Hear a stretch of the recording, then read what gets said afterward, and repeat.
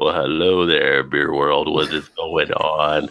Yo, it's Thursday night, and it's time for another Beer Flow show. Welcome for anybody out there watching. As always, we never start on time. You know, we're always fashionably late. So a little bit of a mix-up for this week. Well, on one hand, it looked like I wasn't going to do this show because I was supposed to be out of town, which I was out of town for a bit, but I got back earlier. And so a couple of the guys are out in different areas. We've got actually Eric out in the boonies somewhere on a lake, drinking some Yingling, having a good time with some friends. And then Todd is at his humble abode there in Indiana, dealing with some things, so he couldn't make it tonight. But we do have Joe, of course, from the Beer Patrol out of Buffalo. Our boy Joe, our boy Blue. And then we also went out and we brought in Nick from Maxwell Star from channel. How you doing, Nick? Hey, yeah, I'm not doing too bad. Thanks for having me on, Rod. Tell the people about your channel there. Telling people, well, I'm a beer tuber. I've been doing this for 7.5 years out of New Brunswick, Canada. So you probably haven't had half of the beers that I put on my channel. But hey, if you want to check it out. Another thing I do every week is Beer Analysis 101. My friend Joe here pops on every once in a while. And even you've been on, Rod. Yes. A couple of times that you've been on the beer. I think a couple of times we've been on Beer Analysis 101, where we all buy the same beer if we can get it, and then do a review that lasts like an hour usually. But a lot of people like to watch it, so it's kind of cool to put that out there. Thanks for letting me plug that, even though you didn't ask. No, you're good. So, yeah. This coming week, you're doing what? Corona next Wednesday? Yeah, we went from Rochefort 10 for our 1-year anniversary there on Wednesday, and now we're going to flush it all down the drain. Because what we do on Beer Analysis 101 is we'll alternate from like a craft or a quality beer, and then go to a macro. So just to keep the balance there. Sometimes it almost comes across as more macro than anything else. But in this case, yeah, we're going from the worst to the worst. We're going right for the worm at the bottom of the bottle. We're going to the Mexican bathtub beer. We're going to Corona. Also, I will say to keep in mind, as far as Beer Analysis 101 goes, you have people from Canada, the US, UK, so it's not always easy to coordinate what beers we get. Hence, why a lot of macros are consumed because of that reason. Yeah, like it's if you hear, like, say for Craig, for example, in the UK, all of a sudden he can get some kind of Canadian beer, no matter what it is. If we can get it, we'll usually do it for him, even though he didn't show up for the last one we did. He was supposed to be at, but life can't be avoided. So it's nice. It's beer expanding boundaries. So very nice there. Yeah. And then, of course, Joe is the Beer Patrol. Anything you got upcoming on your channel there, Joe? No, I just did a live review with Nick of Bellwoods beer out of Toronto, Ontario, Canada. It was pretty fun. Satan's Broadsword from Bellwoods. Yeah, Satan's Broadsword. That's not zoom out. There we go. Big zoom in. Focus. Yeah, focus. Let's say. And I don't know. I usually post one beer review a day. Well, it has been lately. I'm probably going to slow it down a bit because I had a lot of beer I got to get to. But no, just beer reviews, live beer reviews. I don't do any Google Plus Hangouts because everyone has the lock on every single night at this point. So all the good nights anyway. Although I might commandeer Friday night because Lance has been a no-show for this last 6 months. So yeah, Lance is off doing the car thing, I believe now. So yeah, but yeah, not much going on. Yeah. So right now you guys are drinking a beer from your last review that you just did a little bit ago. Yeah. It's a spiced imperial stout that's brewed with ancho chili peppers, dulce de leche, and lactose, and it's quite tasty actually. Mm-hmm. Pretty good. It's like a dessert beer. It's a bit sweeter, but it's good. And I'm actually drinking a hazy little cognac beer that I'm finishing out because I just need to put something in the fridge when I do the hangout shows. Yeah. Yeah, it's a good deal at a certain price point. So the Rod J deal. No, I mean it's $7.99 for a 6-pack. It's not my favorite one of those out there, but it's decent enough. Sierra Nevada. Is it sad? That still sounds like a Rod J deal to me. Like, wow, that's almost a fucking bottle. That's cheap. On my trip, I did pick up a Guinness glass. It was $1.99, nice little Guinness pint glass because I didn't have that for the collection, so I grabbed that there. So a lot of good things, and I'm going to jump into the AB and Bev thing because I titled that on the show in a second. But weird thing is, again, I think I told Joe and everything earlier, but it's kind of weird. Like, you know, you've been doing this, like you said, 7 years, Nick, and stuff, and Joe's been doing it like less than a year now, right? Joe, you started when? When was your month? April. So yeah. But I've been watching BeerTube since 2009. Yeah. So, And so I started this back in March of 2015 and went out to get a Subway sandwich last week. And I'm at a counter ordering a sandwich. And some guy says, "Hey, what beers are you reviewing tonight?" oh, Jesus. You talking to me? Like, Robert De Niro? It's like, yeah, I watch your show all the time. And I see it like, it just kind of blew me away. Like I was not expecting that. It's like, I'm trying to get my foot long up here. You're asking about beer, but hey, since you're asking, let me tell you what we're looking at tonight. But one of those weird things, and it's like, am I starting to grow a little bit? And then a few weeks ago, we mentioned we had the Mile Wide guy, and the Mile Wide, the brewer, the co-owner, has said, "Yeah, I watched your video. I saw what you did for Leroy and all that stuff. Pretty cool type things." And then just this past week, I'm not going to say what it is, but I was contacted by another company that wants to send me something. Joe knows what it is, but it's like, I have no idea. How the hell am I like getting this stuff? So you're a beer tube hero. But that's only because it's got stars in his eyes. That's only because of the people that are watching now and all the viewers and all the followers on Twitter and Facebook. So definitely want to thank all you guys because you're showing support there and apparently it's getting noticed in some places. So that's awesome. So I appreciate you guys for that. But so the main thing I titled tonight, there's a few different things I was going to talk about. But one, the whole AB and Bev thing. I keep seeing this hype wrapped around AB and Bev. So if you actually follow my Facebook page, Rod J. BeerVentures, I have posted a couple of things out there. Now, this actually started a while back after a piece came out from Food and Wine where they said America's biggest beer companies beating craft brewers at their own game. Go inside the article, and they're basically trying to credit like AB and Bev and having this type of success taking place. And it's like, one, craft brewers aren't trying to buy out other craft brewers. They're not trying to control hot markets. They're not trying to do the different things that AB and Bev is doing. And then more recently, we had another piece came out, and this came out from Chicago Tribune talking about AB and Bev. Let me scroll down to it here. Anheuser-Busch is on its way to becoming the king of craft beer too. You cannot become the king of something you're just pretty much buying into. They didn't create craft beer. They tried craft beer creations and they failed. Now they're just basically buying craft breweries. They're buying Goose Island. They're buying 10 Barrel. They're buying Elysian. It's hard to respect them as being the king of craft beer, but yet they're getting this hype put around them for whatever reason. And I almost feel like some of these writers are just like hacks that are throwing it out there. Because you don't really understand the craft beer world if you're going to credit them as being this king of craft beer. They're getting the money on their books. Yeah, you're going to say in that expansion of their accounting, of their assets, yeah, they have craft breweries under them. The numbers going to look like they're doing solid stuff, but they're not in the realm of craft breweries, a king of craft beer. They're basically just buying their way into it. It's like the Yankees buying players to put on the team. So it's kind of like bothersome. It's getting more bothersome to me as I see more of these hack jobs coming out. I don't know what your guys thought on it, what you're thinking from what you're seeing there. And it's not to say AB and Bev isn't a good company or anything like that. I mean, they're doing their things, what they're supposed to do for their shareholders, and you know what they're all about and stuff. But it's more the hype they're getting from these journalists, and they're popping up in these different pieces, like they've done something great here. Yeah. Thoughts? Right.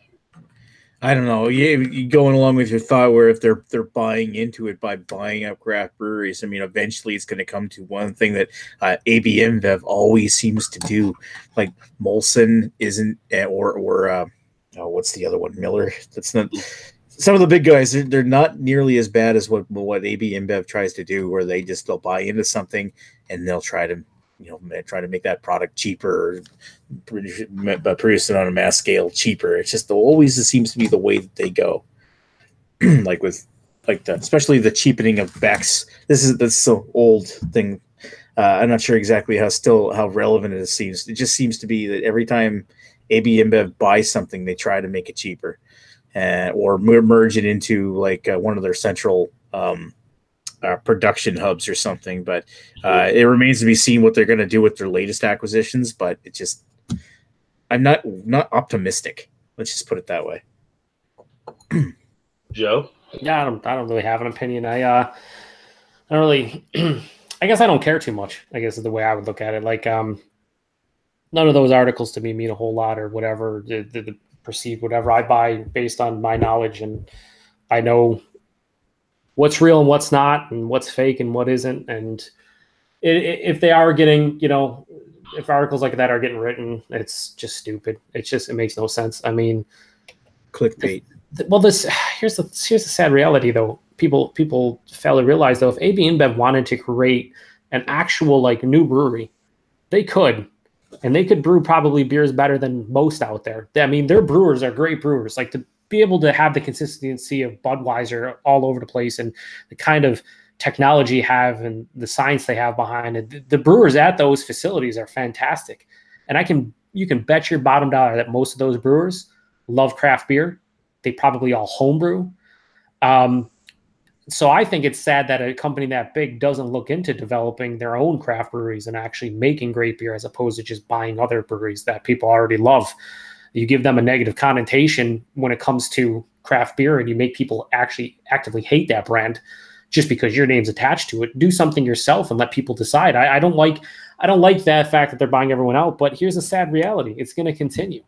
It's just going to continue. That's going to continue. You're going to hear about it next month, next year. It's going to keep on continuing because they know the value of craft breweries, and they know that they want to add to their portfolio. And then you got to have writers like this write these articles and giving them praise, and they know what they're doing. They're not a huge conglomerate with fucking billions of dollars because they're dumb. Let's just say that. Right. But for me, I don't care too much. I buy beer that I enjoy regardless of the company, not because I have no I guess for me, I don't have a moral obligation to any of these breweries. Like, I feel like if I did, then I'd have to do that for everything I buy in my life, whether it's clothes, food, whatever. And I just don't got that time or care. If I know it's out in the open that this company's fucking doing terrible things, then yeah, I'm probably not going to support them. But a lot of this stuff you don't even hear about. I'd imagine you hear a lot of the bad stuff like AB InBev does, but how much of that how much more gets swept under the rug that you'll never hear about? I'm sure there's a lot, right? So I don't know. For me, I guess for me, I just don't really care too much. I try to buy whatever I like and make the choices to the best of my ability and go from there. Yeah. And I think you're fine doing that. Again, you probably have, you definitely have more beer knowledge than maybe some of the average type consumers out there. They really probably don't get caught up in it as much, and they just kind of see it and they read an article. Oh, okay. Craft beer. Like, no, I don't know. It's just kind of a weird type thing for me. Like, you're pretty much, we used to say back in the day, faking the funk. I mean, you're not really doing anything, but you're taking responsibility for it, And you're taking credit for it. Yeah, yeah. And it's like, you're just basically buying these companies and putting them on your balance sheet to make it look like you're doing something in the craft beer. But at the same time, your Budweiser sales are falling. Yeah. But you're relying on those craft beer pickup. And it was like 2016. It was only 2 years ago when Bud released the Super Bowl ad criticizing craft breweries. Criticizing a hypothetical beer that actually existed from their own brewery. Yeah. A peach pumpkin beer that Elysian actually produced at that time. Because Elysian, a lot of people don't know, it was well known for their pumpkin beers. This is going back 5, 6, 7 years ago. And they were one of the first breweries that actually had like a pumpkin stout that was, accessible to a lot of people. They were doing all kinds of crazy shit. They actually made a peach pumpkin beer, and Budweiser, AB InBev, in that commercial made fun of a hypothetical peach pumpkin beer that was actually in their portfolio because they owned that beer. It's like, yeah, I remember watching that Super Bowl. A lot of people in craft beer that knew that laugh about the whole commercial that he did. Like, you're slamming somebody you have in your portfolio. Yeah. That's true. There's so many. Dude, you talk about. Holy crap! I had no idea. I go over. There's like 30 or 40 of them. This is crazy. It's crazy. All right, so we're lit. Yeah. I apologize for. I did not realize this many people watching. But Ethan shows up and says first. Holy shit, Ethan, I love you, brother, but don't ever do that again, please. Thank you. Cody Stark says here. Sean from Draft Therapy sent me here. Yes, cheers, Cody. Thanks for joining and thanks for subscribing as well. That's cool. Yeah, sweet. You were Teku Murray's here. He has a lot of comments, apparently. He says, first thing you've ever been on time for, Ethan. JT Davis 62, a.k.a. James, says, yo, Chief. Hey, James. How you doing? Beer Coalition member. Yeah, what's up, good sir? And then Brandon Garrett says, what's everyone drinking tonight? I'm drinking a Hazy Little Thing IPA. Nick and I are both drinking Satan's Broadsword from Bellwoods. Still drinking it, yeah. Yep. I mean, it's a big beer, man. I'm taking my time with calories. I'm down to about that much and starting to feel it, so I better slow down. Same here. Cody Stark says he's enjoying Ellison's Relativity double IPA. Nice. See, Ellis is one of the brewers I need to get a hold of because Eric talks about them usually. Yeah, he needs to send us some. That's what he needs to do. Yeah, we need to get Eric on that.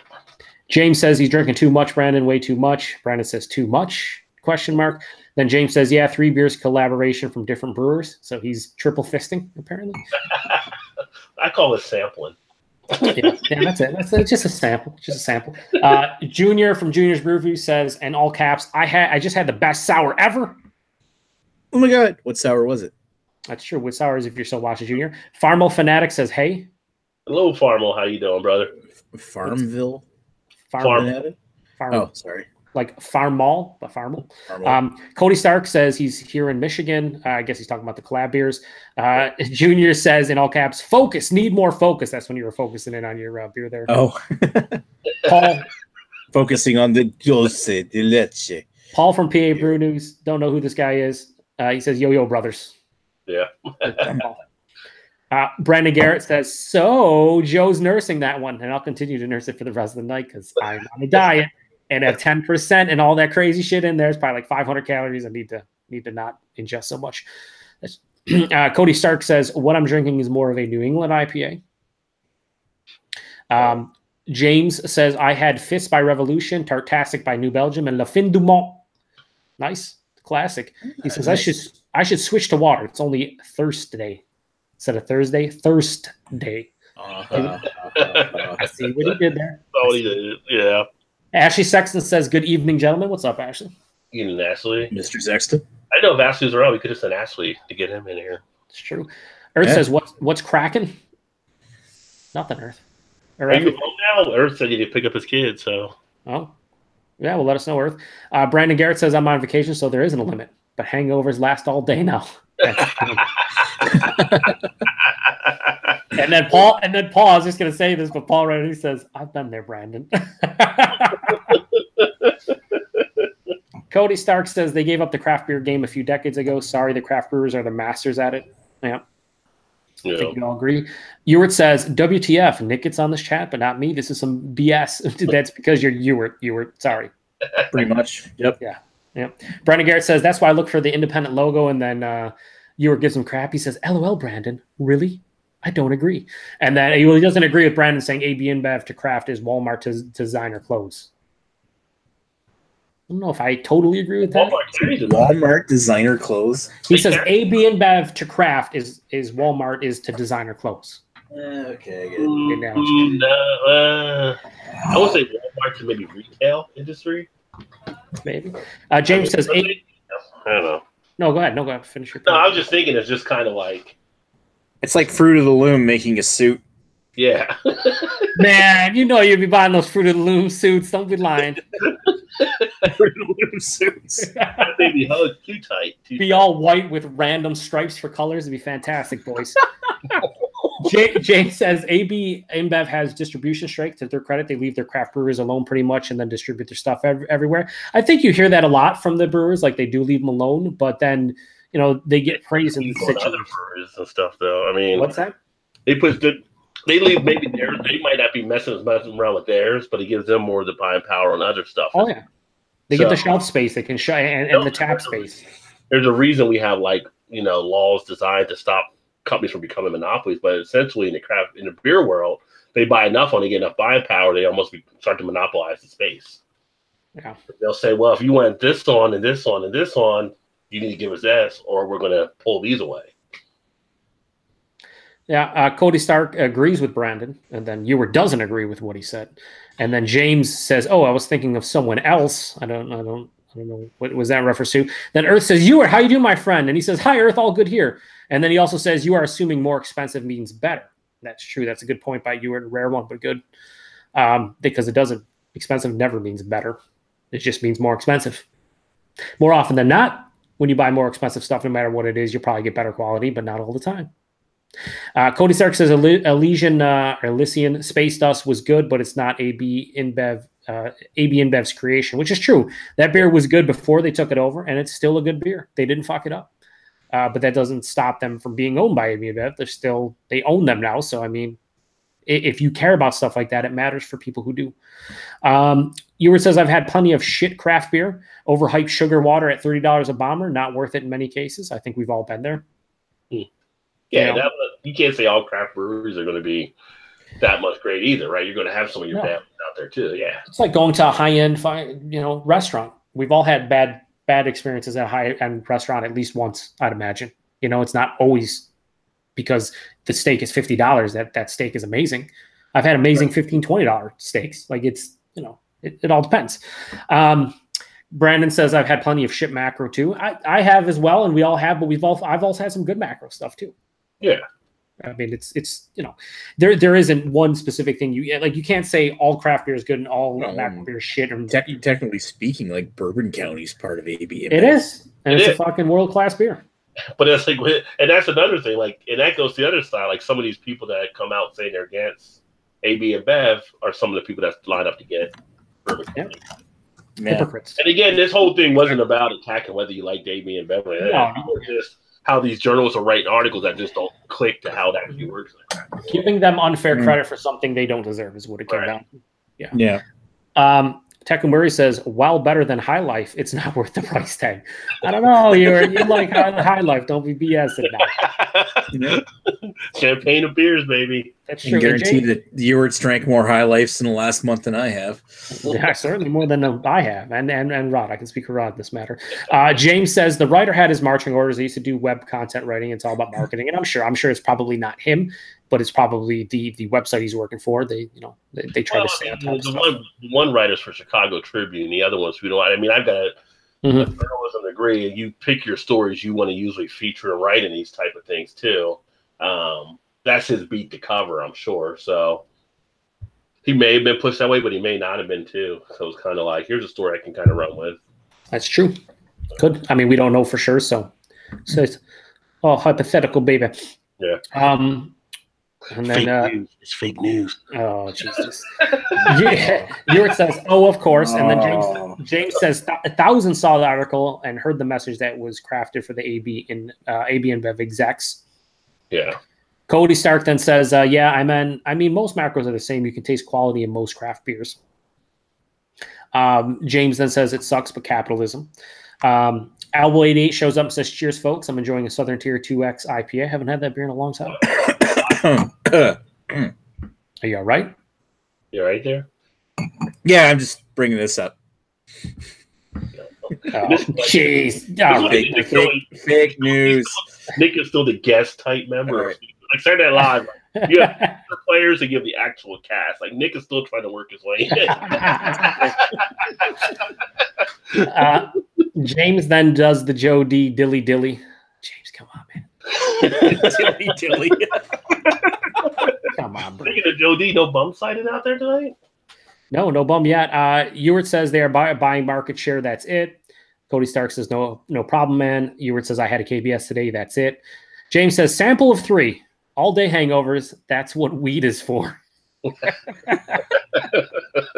And then James says shelf space is what that article was about. They mostly pulled supermarkets, convenience stores. Eric Gilbert shows up. What's up, Eric? He says cheers to everyone. Cheers, Eric. And then Ewart says people's loyalty sometimes cloud objective opinions. That is true. Yep. Great point, Ewart. Man, imagine if you're on here and being able to actually say that instead of me reading it. That'd be great. Except that you can't. Actually added value tonight. It's amazing what he adds when he's not poorly trolling people. Brandon says transparency is what it should be all about. Mm-hmm. Yeah, I mean, that's what you want in all walks of life, right? Transparency is the one thing that we all want. We want people to be honest and let us know how everything is going, not just certain things. Unfortunately, this is the world we live in, so not going to happen. Eric Gilbert says a good amount of great Belgian breweries are owned by AB InBev, or InBev itself, but AB InBev. Yeah, that's true. And then Bum says, I'm here. Just nothing to contribute yet. He says just nothing to contribute yet. That's all. Yeah, it's not just that AB InBev buying here, too, because there was a piece I read earlier this year. They were buying like 6 different breweries overseas as well, too. So they're adding to the family. Like I said, that's just the way the corporate world works. So I can understand why they're doing it. I can understand the benefit of them doing it, but it's not about them as much as it's about just the hype being generated around them by outside sources.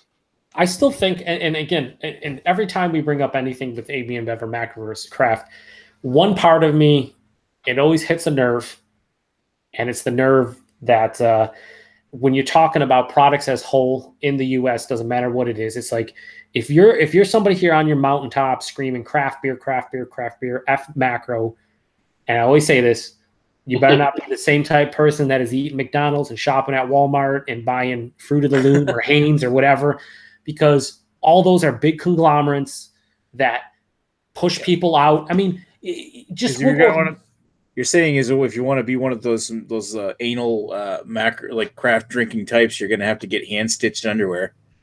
Yeah, buying Fruit of the Loom. Yeah, it's like if you're complaining about like craft artisanal underwear. If you're complaining about AB and you shop at, well, hopefully that never happens. If you shop at Walmart, do you know how many people were saying the same things and still say to this day about Walmart pushing out all these local stores that were there for 50, 60, 100 years? Not the mom and pop stores, yeah. Yeah, the mom and pop stores are pretty much gone for the most part. Yeah, you can find them, but like they pushed a lot of them out. And I've seen so many people that's like, I'm never going to buy AB InBev. And they're like, oh man, I just made a quick trip to Walmart. So you're going to scream from the rooftops on social media about this and that, about AB InBev or Miller Coors, but you're cool with going into Walmart and giving your money to them. It's the same principle. It's just that's a retail store. It's not craft beer. It's the fucking same. I don't care. It's the same. Whether it's beer or buying underwear or fucking buying food, it's all really the same. So those people are hypocrites, and you see like just like it comes back to you talking about like the people who scream from the rooftops that hey, I fuck AB InBev this and that, and then next all of a sudden Black Friday they got like 4 cases of Bourbon County because they drove to 17 different stores. Right. They got their friends lining up with them to get more. Yeah, what are you doing? Like you can't sit here and say one thing and then do the exact opposite in another avenue. Like it's that kills me, and you see a lot of it. It's just terrible. It really is, but I'll never drink Budweiser, but I'll eat this Big Mac and 20-piece nugget. Okay, I'm done. Whatever, it's cool. Yeah, I mean, and I'm one of those people that I try not to go to Walmart because I'm not a big fan of it and stuff. But things happen. I mean, but I don't slam AB InBev all the time either. It's kind of like I said it before. I will try in September this. Which is Nick does it for his show. Maybe I do it on that one. The Budweiser with the Jim Beam combination they're putting out. Just to see what it kind of tastes like and stuff. I think you always experiment with different stuff to see what they're offering. You know about that, Nick? No, I didn't. Yeah, Nick's in Canada. I'm Canadian. I don't have that kind of crap. He doesn't know what's happening. I'm thinking you'll probably get it up there, but they did a collaboration with Jim Beam for a bourbon type beer. Oh, that's weird. Coming out in September. Yeah, so. Well, who knows? Maybe we'll get it. Yeah, I'd try it at the very least. No, that's what I'm saying. Yeah, I mean, I tried, and I told Joe I'm thinking about doing a series like on cheap drinking, for budget type drinking. Guess what? I'd have to drink macros to do those because that's going to be your. But some people want to have, what tastes good is budget beers. I like Labatt once in a while. Dual live reviews, Rod. Dual live reviews on that. I'm down for some Jim Beam, whatever the fuck that is. Yeah. We should do it live so we can have a lot of people commenting on that. It should be fun. Yeah. So I mean, it's like there's a difference between being like that beer snob and that kind of like that beer aficionado or beer enthusiast, whatever you want to call it. You don't have to turn your nose up to everybody and everything like that. That would be like the snob type route, right? So go out there, drink the beers, enjoy. Like we have Eric on here all the time who enjoys Miller and Coors and all that kind of stuff too. And if I'm out somewhere bowling or something like that, I may drink one as well. So it's nothing wrong with trying different stuff, but I just like for people to actually have it in context of everything along those lines. Like AB InBev's having a success getting these craft breweries or buying them on. I don't penalize the craft breweries for taking a check and using it to increase their distribution. I mean, like I said, if they didn't buy on to them, then I wouldn't have like Space Dust here because I get a listing of beers. I get Split Shot and all their beers and stuff now. I haven't got Wicked Weed come through here yet, but there is like 10 Barrel that comes through with some of these other different breweries. That's the other side of them having that distribution. Now you get those beers more often. Yeah. I mean, I'm a big proponent of quality. So when all things are considered equal, I'll always support local and craft in general. But I don't blindly support, craft beers if they're inferior and they're not good. You see a lot of people that will tout their hometown brewery or this brewery, but they're making inferior products to even some of the breweries that AB InBev owns. So for me, I think it's stupid to support something local if their product isn't all that good. So like, Elysian, for example, I like their pumpkin beers. Mm-hmm. I like their, I like Space Dust. I think it's a very well-made American IPA. Mm-hmm. I'm not going to sit here and say it's shit because AB InBev owns it, because that would be A, not the truth, and right. B, I like it. So like, it's, some people are just crazy. It's like, I don't go to a gourmet burger joint, eat that burger, get happy, and walk into McDonald's and start slapping burgers out of people's hands. Like that's I never understand the whole beer snobbery thing. It's like you can. That would be funny to see. Let's go to McDonald's. McDonald's like the Walmart of burgers. Yeah, it's like there's a time and place for everything, and it go. I mean, I bet you a lot of people in the comments have consumed McDonald's in the last month or last 6 months or last year, certainly sometime in the recent memory, and those same people probably enjoy craft beer. There's nothing wrong with it. To look down at somebody because they don't enjoy the same stuff you do is beer. When it comes to beer, that is beer snobbery at its finest. You can be a beer enthusiast, somebody that likes to promote craft beer and you drink mostly craft beer, but to tell other people what to spend their hard-earned money on, you're the asshole in that situation. You are, not them. So, it's a shame. Without a doubt. And you're talking about the beers. I just did that review on the Alltech Bourbon County Stout. Not Bourbon County Stout. They're Alltech. Certainly not the Bourbon County Stout. the Kentucky Bourbon Stout, and I liked it. It's one of their good beers they do. But if you ask me on the majority of the beers from Alltech, the majority of them aren't that great. The Kentucky Ale is not at the most, right? So, but this one was one of their standout ones, and I liked it. And accordingly, I talked about it that way for what I found. But yeah, they're not going to be all great across the line. So take it for what it is. But I was going to jump into something else, but then since it already came up with the mention of the independent label, I think I'm finally to that point. I mean, I think I would like to see people stop saying craft beer. I think it's like I hate that. I think we jumped the shark a long time ago, and just that word is done. I'm more of a fan of the independent label, whether it's independent or not. Just put the label on it and go from there. See, I don't care about the label too much, but I do like independent better than craft. If you're talking about, I hate saying craft beer versus macro. I'd rather prefer like micro to macro if you're doing it that way. Yeah, that's the way it used to be. Was micro. And that's the way it should be. Craft just sounds fucking dumb because here's the same thing. Here's the reality. Even macro beer is crafted, and a lot of times. There's a brewer at Budweiser who thinks he's crafts a good beer. He is, and a lot of times fucking making that beer is a lot harder. Let him dream too,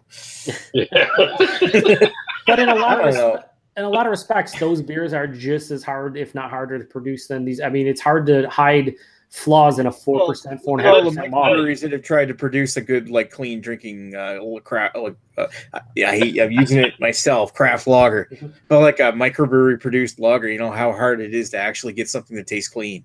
Yeah, you got to get your sanitation and the temperatures right when you're brewing the beer in order for it to have that finish. And you know what? Macrobreweries have it down pat because they got it basically engineered. But microbreweries. The struggle is real for him right now. Our special guest, Nick Maxwell. Yeah. Give me a break. I'm Canadian. We don't use your terminology up here. That's true. You guys use. You don't have an independent craft brewers association here. You barely have breweries up there. Yeah. What were we drinking tonight? Something from Ontario. Oh, damn it. Well, that's Ontario. You're in New Brunswick. It's a little different. That's Ontario. That's on you. Oh, no, I can't be. You know what? Actually, this was your idea, Joe. It was. It was a good idea, but I'm just saying it was your idea. Well, no, it's a lot. A lot of craft lagers have flaws like diacetyl and other off flavors like the green apple note. Yeah, and I've harder to hide them in a craft lager. In a lager. If I want just a regular like adjunct lager, American adjunct lager, or like pale lager, I will take macro most times because I know for the most part you're going to get consistency from them because it's going to pretty much be the same wherever. Right. And you're going to get the product that you paid for. That's the one thing about craft beer is that a lot of times there's batch variation, and from year to, especially on yearly releases, sometimes it's not as good as last year. I mean, I just reviewed a beer on my channel from a local brewery here called 42 North. It was their New England style IPA, which they made 2 other batches earlier this year. The last batch they made, completely different. It drank almost like an old school East Coast IPA or even like borderline West Coast IPA.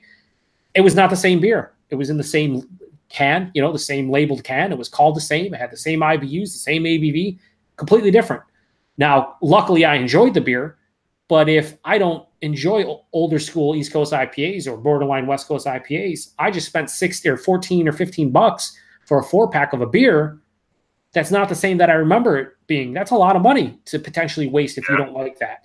So there's something to be said for the macro beers where the consistency is pretty much spot on all the time. So.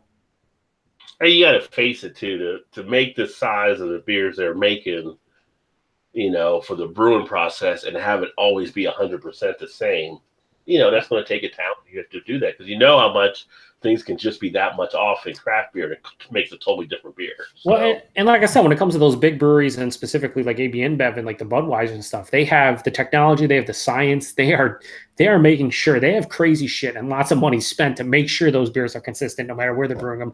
They know like what the water needs to be and because they're brewing them all over the place. They need certain things to be exactly the same no matter where it's being brewed, and that's tough. It's like Coca-Cola. They have to be consistent in every country that it's produced in so that it has a characteristic flavor that macrobrewery beer has.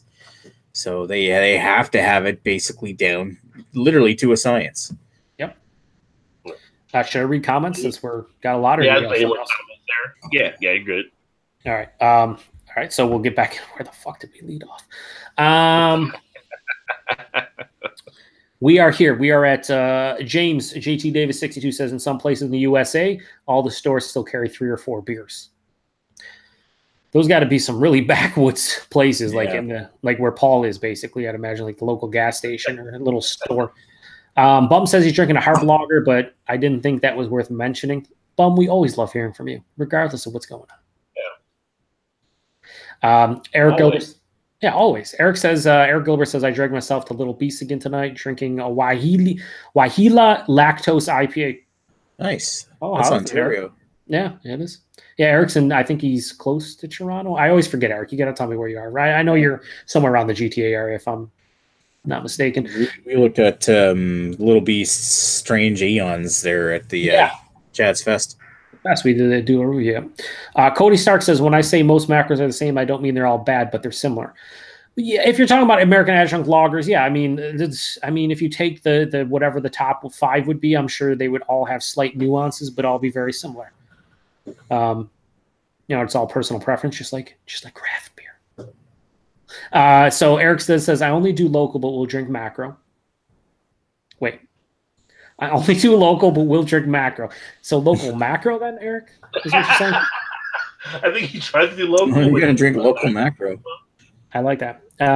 James says, do you guys know the YouTuber Simon at Real Ale Craft Beer? There's a certain individual that had a bad history with him. Rod has not, so I think Rod still we talk stuff. I mean, we're so good. I mean, there was I've heard in the beer TV community, there's different people that have different run-ins with different individuals all across the board in different spots. So depending who you talk to that day, it might be good. Yeah. And you talk to, it might not. I know I can speak for Nick and I when we don't really talk to him for there's personal reasons. That whole thing with the urban. Yeah. We won't get into it. Yeah, but it's different. But if you like them, that's more power to you. That's cool. Like I said, somebody for everybody on BeerTube, in my opinion. James says, I love a good Stella. Breckenridge Vanilla Porter is a really good beer. I actually like Breckenridge Vanilla Porter. Yeah, that's solid. Yeah, I mean, I like their chocolate cream stout too. That thing's fantastic. Yeah. What's that? It's a bit light. That's InBev now too. Yeah, it is. I remember there was a bunch of people, friends of mine, that when Breckenridge got bought out, they're like, I'm never going to buy the products again. I'm like, that's cool, more for me. Hewart says, he's speaking to Eric Gilbert, says, I need a GTA Bellwoods mule because F Joe. Well, I wouldn't mule Bellwoods for you anyway. You know this. Eric Gilbert says, Moosehead Pale Ale is my shit. That's my local macro. That is. Cody Stark says, I agree. Eric Gilbert then says, no Mickey D's in the last month here. How about the last 6 months, though, Eric? Let's get it a little bit out there. I haven't had Mickey D's in in 4 hours. Mickey D's for me, I only usually go there when I'm craving something specific. Like I got to have a taste for a Big Mac or a quarter pounder or like nuggets because I can't be like I'm in the mood for a hamburger. I want a Big Mac. I got to be in the mood for a Big Mac. It's like it's one of those things. It's more difficult for me because I work across the street from McDonald's. Like literally, if I go for my lunch break, which is only half an hour long, I can go get an order at McDonald's to come back to my desk within 10 minutes. Yeah, can't beat that. So the random question is, what's your favorite McDonald's item? Big Mac and McDonald's. Oh, quarter pounder BLT. Quarter pounder. Do we have a quarter pounder BLT? I think maybe at one time. It might be a Canadian thing. Jokes on you. Americans. The main two things I go there for if I have a craving, and it's only a couple times a year, but it's Big Mac or McNuggets. McNuggets with sweet and sour sauce or just a Big Mac and fries. Have you ever gotten the, I forgot what it's called, like a King Mac or whatever? They make the Big Mac, but they use the quarter pounder patties. Oh, no, that sounds interesting. That sounds like, is that like a hack? Is that a hack, Rod? Is that Rod J. Deal? Yeah, if you ask them, I think it's the King Mac or whatever, they take the quarter pounder patties to make your Big Mac with it. Wow, that's crazy. I might have to look into that because that sounds enjoyable. That sounds like cardiac arrest right there. I shouldn't say that around you. Sounds like McDonald's to me. Canada's the one that had the 20 Wendy's hamburger stacks. So don't talk to us about and poutine everywhere. It's like it's not bad enough you got fries. You guys want a bunch of cheese and gravy on top? Add cheese and gravy on top of your fries here. Yeah, let me give some curds and some. Here's a look at the Canadian menu, the quarter pounder BLT. It's literally well, you know what a BLT is? It's bacon and lettuce and tomato on a fucking quarter pounder. See the quarter pounder here, it just has cheese, usually ketchup and onions, and then you don't get lettuce, tomato, and onion in the States like as the base order. But see, when you have free healthcare in Canada, they're like, "Oh fuck it, throw anything." We'll take care of your heart attack. No big deal, boys. Oh yeah, well, like mayonnaise and everything too on it. So that's true. It's like half the shit in the U.S. got mayonnaise. Here. Yeah, you just eat it out of the jar. James says Mickey D's has actually improved their game a great deal in the last few years. It's still cheap food, but some choices are not bad. I will say when they came out with the so-called fresh quarter pounders, I could tell the difference.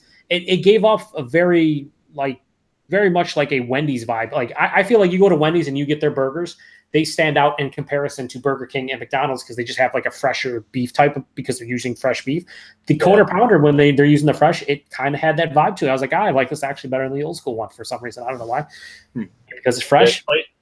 The funny about McDonald's is some of the people were going there to get like salads because they were being healthy, and then they have a salmonella breakout. Yeah. It's like, here's your question for you. McDonald's. Here's a question for you, Americans. Do you guys get the Angus burgers down there? I'm just glad there's a G in that word. Yeah, it's true. It's true. Yeah. We used to get. We don't get no Mighty Angus. We know we don't. You don't get the Angus anymore, huh? Okay. You have quarter pounder here. Yeah, that's fucked up, dude. I like Canada, but it's a burger bigger than the quarter pounder. But it's actually made with Angus beef. Whatever. You guys. Yeah. Probably know what I'm talking about. We do get it. One. I don't know where Joe's at, but here I get it. Mine. The Mighty Angus. I don't know. I don't go to McDonald's enough to know, but I just don't remember hearing that. Oh well, we'll move on to comments. James says Burger King on the other hand, blah. Again, Burger King's one of those things. If I'm in the mood for something, it's a Whopper. That's why I go to Burger King. Whoppers aren't bad at Burger King. Yeah, that's about it. Their chicken sucks there. Oh Jesus, Nick's very opinionated when it comes to Burger King. Well, you know what? Like chicken nuggets here are fucking expensive in Canada. Like a 6-piece nuggets is the same price as like a Big Mac combo. That's crazy. Yeah, I know. But if you go over to Burger King, they're selling them for like $1.99 for like a 6-piece nuggets, which isn't bad until you get them and then they suck. Yeah, they're here. They're hard. Like they're $1.99. It's still not worth it. They're I think $1.49 here for 10, and they're not good. They're not good. Oh no, they're like dried out and. Speaking of chicken, so on the trip I was just on, I finally came across a Raising Cane's next to my hotel. Everybody's talking about Raising Cane's. Oh, what? How was it? Wasn't impressed. It was okay. It wasn't great like people were telling me. It was like, it's all right. I mean, but there's other better chicken spots out there. Chick-fil-A. Chick-fil-A is the best that I've had. Chick-fil-A is better than that. Yeah, better than Raising. Chick-fil-A is the best fast food chicken I've had in terms of like, going just like a chicken place like that. For me, I thought it was amazing. But It was an end of their set saying, "It's my pleasure." Yeah, they're always so super nice. I'm like, how are you working at a fucking fast food place? I just want to give you a high five, so you're so courteous, and it's fantastic. And you didn't fuck up my order. Thank you. Eric Gilbert says, Rotten Ronnie's, baby. I guess that might be a local place. I don't. Maybe. He says, craft is marketing. Yeah, a lot of craft. In all aspects, or in all different kinds of businesses, marketing is key. Cody Stark says, good point. Then James says, yeah, we're stuck with the term, quote, craft beer. Yeah, let's change that. Bum has a good little suggestion. He says, independent is too much of a mouthful for most people. I see what you did there. He says, perhaps indie beer. Indie beer wouldn't be bad. You have indie music. Yeah. Indie beer would be fine. And then Eric Gilbert, being the troll that he is, a fantastic one. He says, never heard of Bellwoods, even though he has. And he's bought it and he enjoys it, but he's just, he's going back. And then he's trolling Ewart on purpose. And Ewart goes, huh? You said you went to Little Beasts. Like, Ewart's confused that Eric's has never heard of Bellwoods, even though he has. Malton Montreal says, sup, Rod? He's back home and he's drinking a boring Guinness. Yeah, he had a great trip coming through America. Look, you had a blast. So that's awesome. Nice. Ewart says, holy F, Nick is drunk again, called Coca-Cola brewery brewing consistency. He's the worst. What? Fuck. Is that Paul again?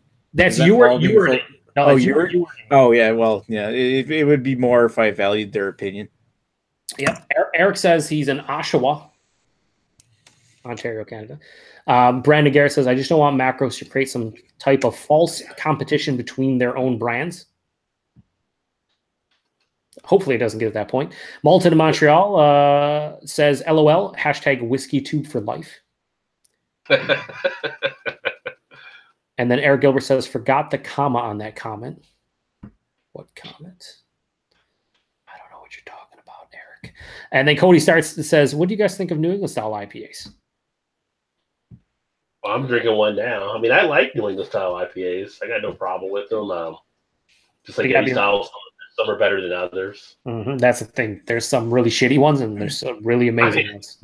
As Joe will tell you, you give me some of that Boss Sweet, I'm there all day. Yeah, you give me some Boss Sweet or some other half or some Trillium or Treehouse here, Yeah, but then you give, every brewery's doing them now, or Trailway up Nick's neck of the woods. They do good New England, New Brunswick.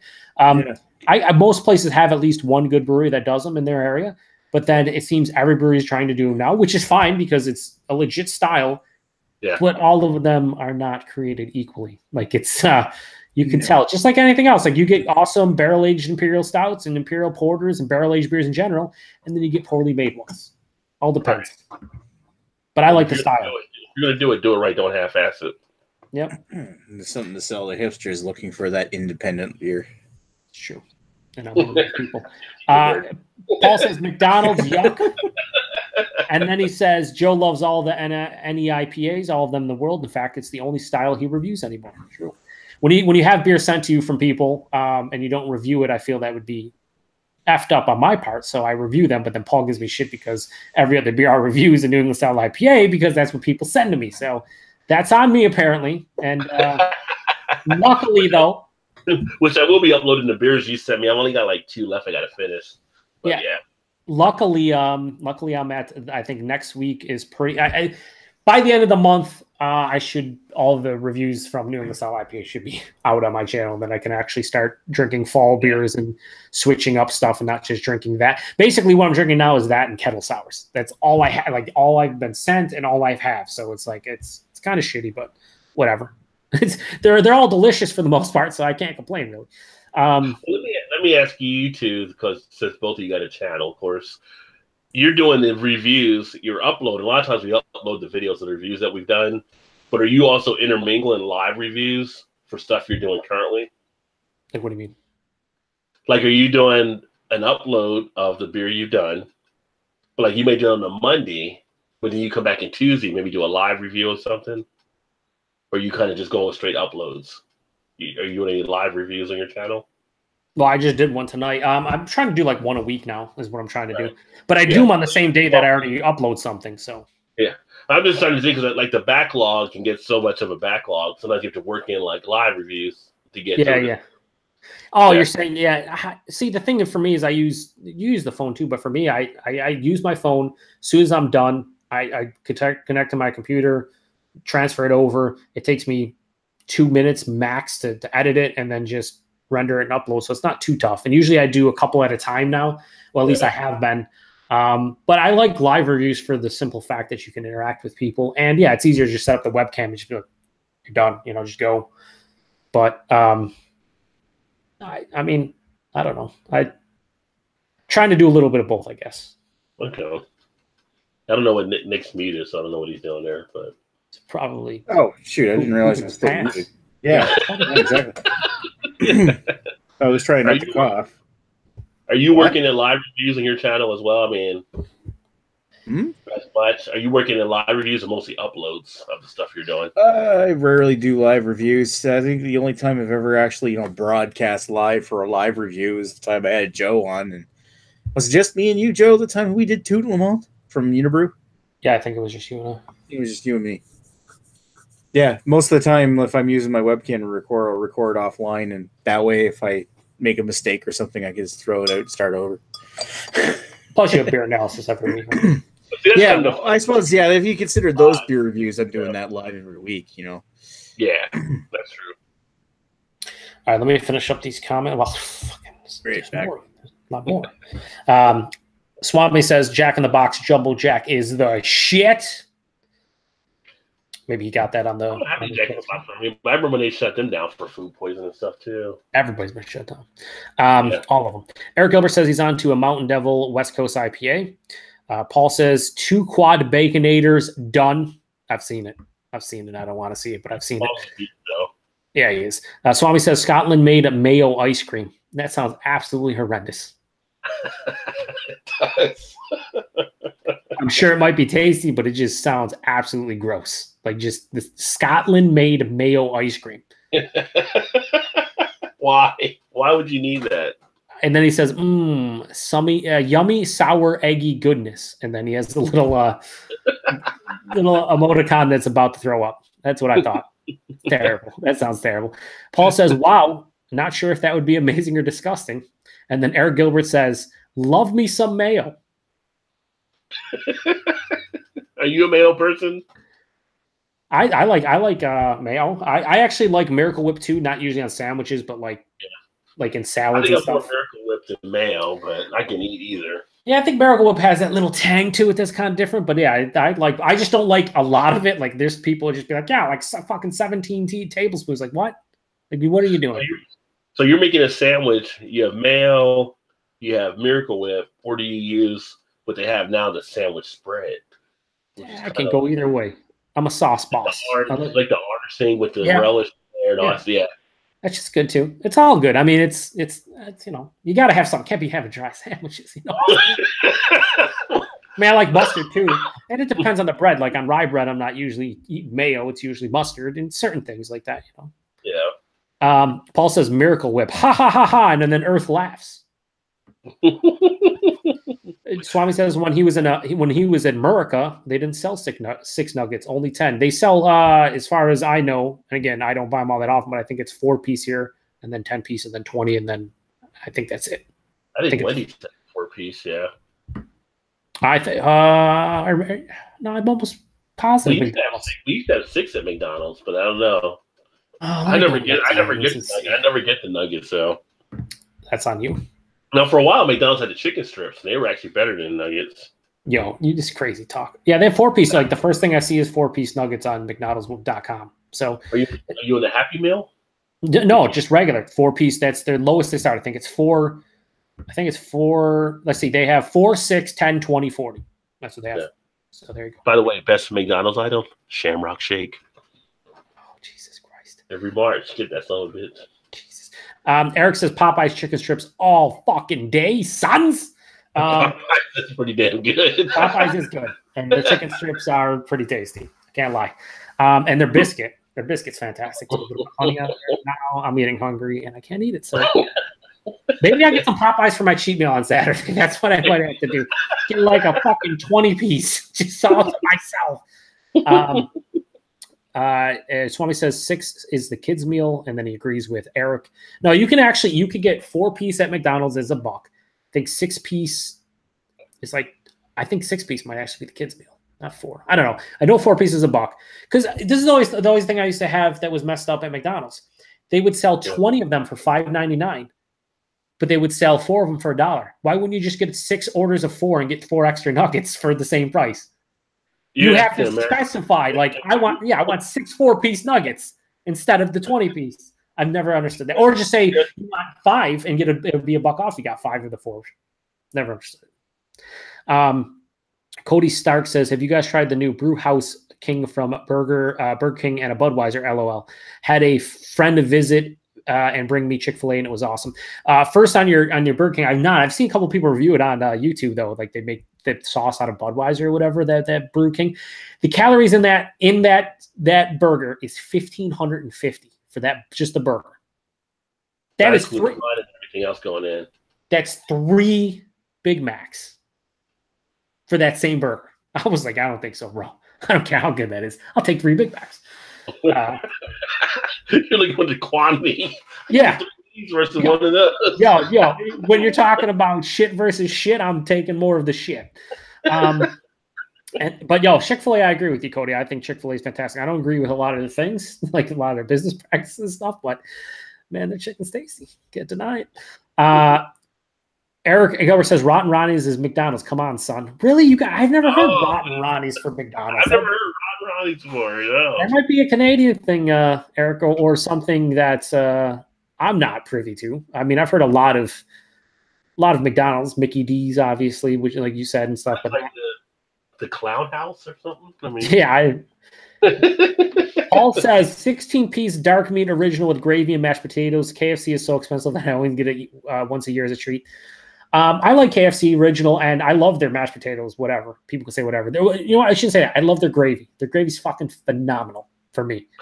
So KFC now has what? Original and crispy? Yeah, and then they have the ones where you get the crispy, and they have like the pickle one. They have, Nashville hot. They have the sweet barbecue and the gold one too. Years ago, they used to have a spicy as well. Yeah, they did, which was good, and it was very comparable to Popeyes, but Popeyes, I think, is better. Chicken. But I still think about KFC is nothing compares to their original, like in terms of taste. No other fried chicken, like from a fast food place, compares to the original in terms of the mix of spices. Yeah. Eric Gilbert says, "Excellent. I got a troll, son." I think he's talking about the troll tour. Earth says biscuits all day if he's talking about Popeyes, which I think he is. Yeah. And then Cody says, sorry, got behind, caught up, and a boss tweet is awesome. It is. We've all reviewed it in our channel. Well, Rod and I have, and Eric, who's not here. Nick has not because he's in Canada. He can't get it. But everyone else has. Paul says, well, I am PA stout news. That is true. Your PA fucking anything that if you can chew the beer, that's Paul's. That's Paul's. It's where he lives. Eric Gilbert says the vintage 2015 Lambda never happened. Never heard of Beltwoods. Yeah, he actually posted that the other day on the Beer Coalition. He was picking a 2015 vintage of Lambda, which was a Brett Belgian style quad. So they put Lyses in it.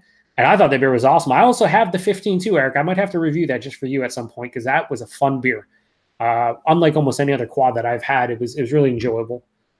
Ewan agrees with you, says Raising Cane's was disappointing. Yes, I don't do fast food chicken. I tried to avoid that strain of food when possible. Yeah.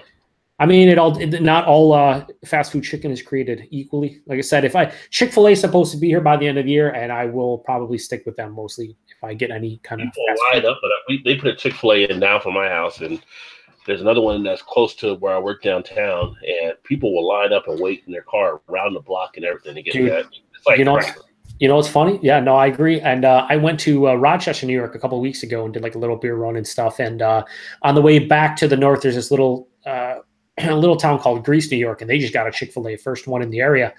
And I was like, oh, it's like 8 o'clock at night on a weekday or whatever. I'm like, we'll be fine. I'll fucking pop in. No, there's about 25, 30 cars out to the street. And I was like, oh, I'll just find a parking spot and go inside. Went inside. It was like 25 people long. I'm like, I know the preference. They prioritize the drive-through over inside. That's how I'm like, all right, go back out. And I go, I'm just leaving. I want Chick-fil-A, but I'm not sitting here for a half an hour, 45 minutes, whatever it's going to take, fucking leaving. Like, I like it, but that's ridiculous. I can't. It's fast food. Get out of here. It's like a new craft beer release. I mean, people like, it's like a car line of just Tyrone Bigham's outside. Yeah. They have pieces of like chicken skin on their like lip and stuff. It's fantastic. Scratching their neck, waiting. Paul says, I don't edit anyway and screw up.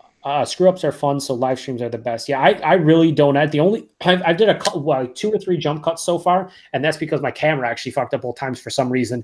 Gave this weird flash halfway through, and I was just like, whatever. But no, man, I actually posted the review today. I was like, I fucking started mumbling and screwing up my words. I was like, you know what? Fucking who cares? Like, I'm not gonna sit here and edit this. Nobody is a perfect talker, you know what I mean? Unless it's like your job and you're a public speaker, and even those people fuck up. So it's just beer tube. I mean, I never surround. Yeah, there's no money in beer tube anyway. So no, it's just you fucking have fun with it. If people call you out for you stumbling over your words or saying things incorrectly, then fucking, I guess they're a better person than me. I guess I don't know. I don't really care. But I agree with Paul, and that's the first. Actually, it's maybe the second time. Eric, one of the biggest things to talk about with that is like, do you do beer reviews in more than one take? Do you try to get it perfect? Some people might be stickler for perfection, but fuck it, it's beer tube. Come on. Yeah, I mean, I think we would all say that we've restarted videos, like if you fuck up the intro or whatever. But it comes to the point. Once I open the beer, I'm close to open the beer. I fucking roll with the punches. If I fuck something up, I fuck something up. Whatever. You know, I'm not going to sit there and do 75 jump cuts or open up the beer and drink it for half an hour and then turn on my camera and be like, never drank any of this. Oh, the bottle's empty and there's 3 ounces in my glass. I guess that other 12 ounces just disappeared magically. Let me drink this beer like it's the first time I ever tasted it. Somebody walks in like, hey, I'm shooting over here. I'm shooting. Would you close that door, please? Thank you. Give me 5. I just need 5 minutes. Let me restart, damn it. I had to restart all over. Eric Gilbert says, I did compare a 2016 Bring Out Your Dead and 2017 Bring Out Your Dead together. Nice. That would be a cool comparison. That's a great beer. Paul retracted a message, so Paul doesn't fuck up when he's talking about stuff on camera, but when he's posting stuff in the comments, he retracts his messages. That's cool. Good consistency, Paul. And then Eric Gilbert says Popeyes is the shit. Love seafood from the place as well. Getting hungry. He also says Mary Brown's is great, but a total GTA chain. No, Mary Brown's is all over. Mary Brown's is all over the Canada. Yeah, I've heard great things about it. I've had Mary Brown's in Alberta, and we got lots of chains. Lots of them here. Yeah, there's 2 in St. John. For good things about it. And I do actually like it because we don't have a Popeyes here. Well, yeah, that's a good replacement, I'd say, for sure. See, between that and KFC, it's a no-brainer. Yep. Bum says KFC has never been the same since the removal of the trans fat. Yeah. It's good old trans fat. It's almost gross at this point. Swami says Rod, check your Twitter. And then Earth says KFC original is great, cold the next day. It really is. Paul says fried chicken isn't great the next day cold. That's true. Like all fucking chicken's great the next day unless someone overcooked the shit out of it. If it's overcooked, no, but like it can be great. Paul says, Eric, which one won between the 2 Bring Out Your Deads? And he said, damn right, Earth, in response to the the cold KFC. Hillbilly Wine 101 shows up and says, hello. What's up, Hillbilly? Hello. And then him and Swami exchange pleasantries. Paul says you guys should watch Poultrygeist. Is it like that's probably some kind of documentary? I guess I don't know. Swami says I never edit. They probably kill the chickens and stuff before they make it, so you don't want chicken anymore. That's where all the taste comes from. Swami says I never edit. Eric Gilbert says he liked the 2016 Bring Out Your Dead because it turned to sherry. Interesting. Paul says, Joe, watch your ums on your videos before I have to call you Daniel. I don't say all that much. I watch them back maybe like 10 times. Dude, I counted Daniel one time in a 5.5-minute video. He said 60 something times. No, I'd never be on that level. Never. That's Daniel Hopper's old school beer tuber. He was part of Beer Geek Nation with symbiosis. With it was don't up my channel, man. I was doing that on purpose. He was who's the fucking Beer Geek Nation. He was with him. Yeah, with Chris Stouts. He was part of Beer Geek Nation with him and Ryan Rashawn and whatnot. Let's see what else. Paul says, interesting. By the amount of brews Bellwoods make that turn bad makes me lose the allure of them. Paul, really, I haven't had many Bellwoods beers turn bad, honestly. I don't know if you're making the assumption or you've heard more, but I want to say maybe like 1 or 2% of their beers have turned bad on me. I can't really even think of any off the top of that. I had that turned bad. You've also got to take into consideration what the hell does go bad mean? I mean, if you want a brewery that makes things in small batches, then it's ideally something you're going to want to drink fresh. So why let it go bad? Yeah, and on top of that, like Bring Out Your Dead, for example, that 2016, maybe the barrel took over and was producing sherry notes, and it really didn't turn bad. It was just more barrel influenced. Dark fruits came out, so on and so forth. I mean, it all depends, right? Eric Gilbert says 2017 was heavy in barrel char, and then Earth says heavy barrel char is awesome. It is. And then Paul says, interesting, Poultrygeist is a crazy fun horror film. Would have never thought that based on the title. Poultrygeist does not sound like something that would be a horror film whatsoever. But we are caught up with comments. So. Cool. We did have a lot of comments out there. Yep. So the other thing that I was going to look at is Guinness opened their brewery in Maryland, which is pretty cool. I was actually talking to Ryan on Beer by the Numbers broadcast earlier this week about that. 92 taps on site. No, Chris, that's a lot. All pouring Guinness products. Start to wonder, like, what Guinness are we getting? If you got 92 taps and they're all Guinness products, you've been holding back on us by like. Now here's a question though: are you sure not all the taps are going to be like they're going to be 5 to 10 of the same beer? Like you're going to have 10 regular Guinness taps. You know what I'm saying? I don't think it'd be all. I mean, they could have some copy, I guess. There. I mean, the piece that I saw talk about all 92 just pouring Guinness, but they're making one-offs at the one here in Baltimore. But 92 is a lot. Like 92 is a lot of taps. Like I don't know. Yard out here, they do 150, but that's a mix of stuff, right? But yeah, 92 all pouring Guinness products. You probably do have some duplication in there. You have to. But the one-off brews they're making in Baltimore to try to entice more of the American type market to try more of the Guinness stuff, and everything will be either made at the facility or imported from Ireland. So it'll be kind of interesting. I'm hoping they open up some more things because the one reason they came up with the Guinness Blonde was for the American market to try to get people that wouldn't go to the dark beers. And then you had the Irish Wheat that was created, and then some of these other ones they're experimenting with. So it could be interesting to see what Guinness comes up with because Guinness is actually, for me, like if it's a stout and it's not the Fez, I don't know what you're doing right now because it's like you need to make it all like just Fez and get rid of some of the other stuff now. Or the Antwerpen as a second runner-up at least. Because the other ones, they're not bad or anything, of course, because they're classic, but they're kind of, to me, dated. Like the style's caught up with them. So it'll be interesting to see what kind of ideas they come up with out of the Guinness in Maryland. I don't know what you think about it, Joe. Or I would love to go and check it out at some point. It's one of those, I'm sorry, I'm doing it on purpose. I shouldn't.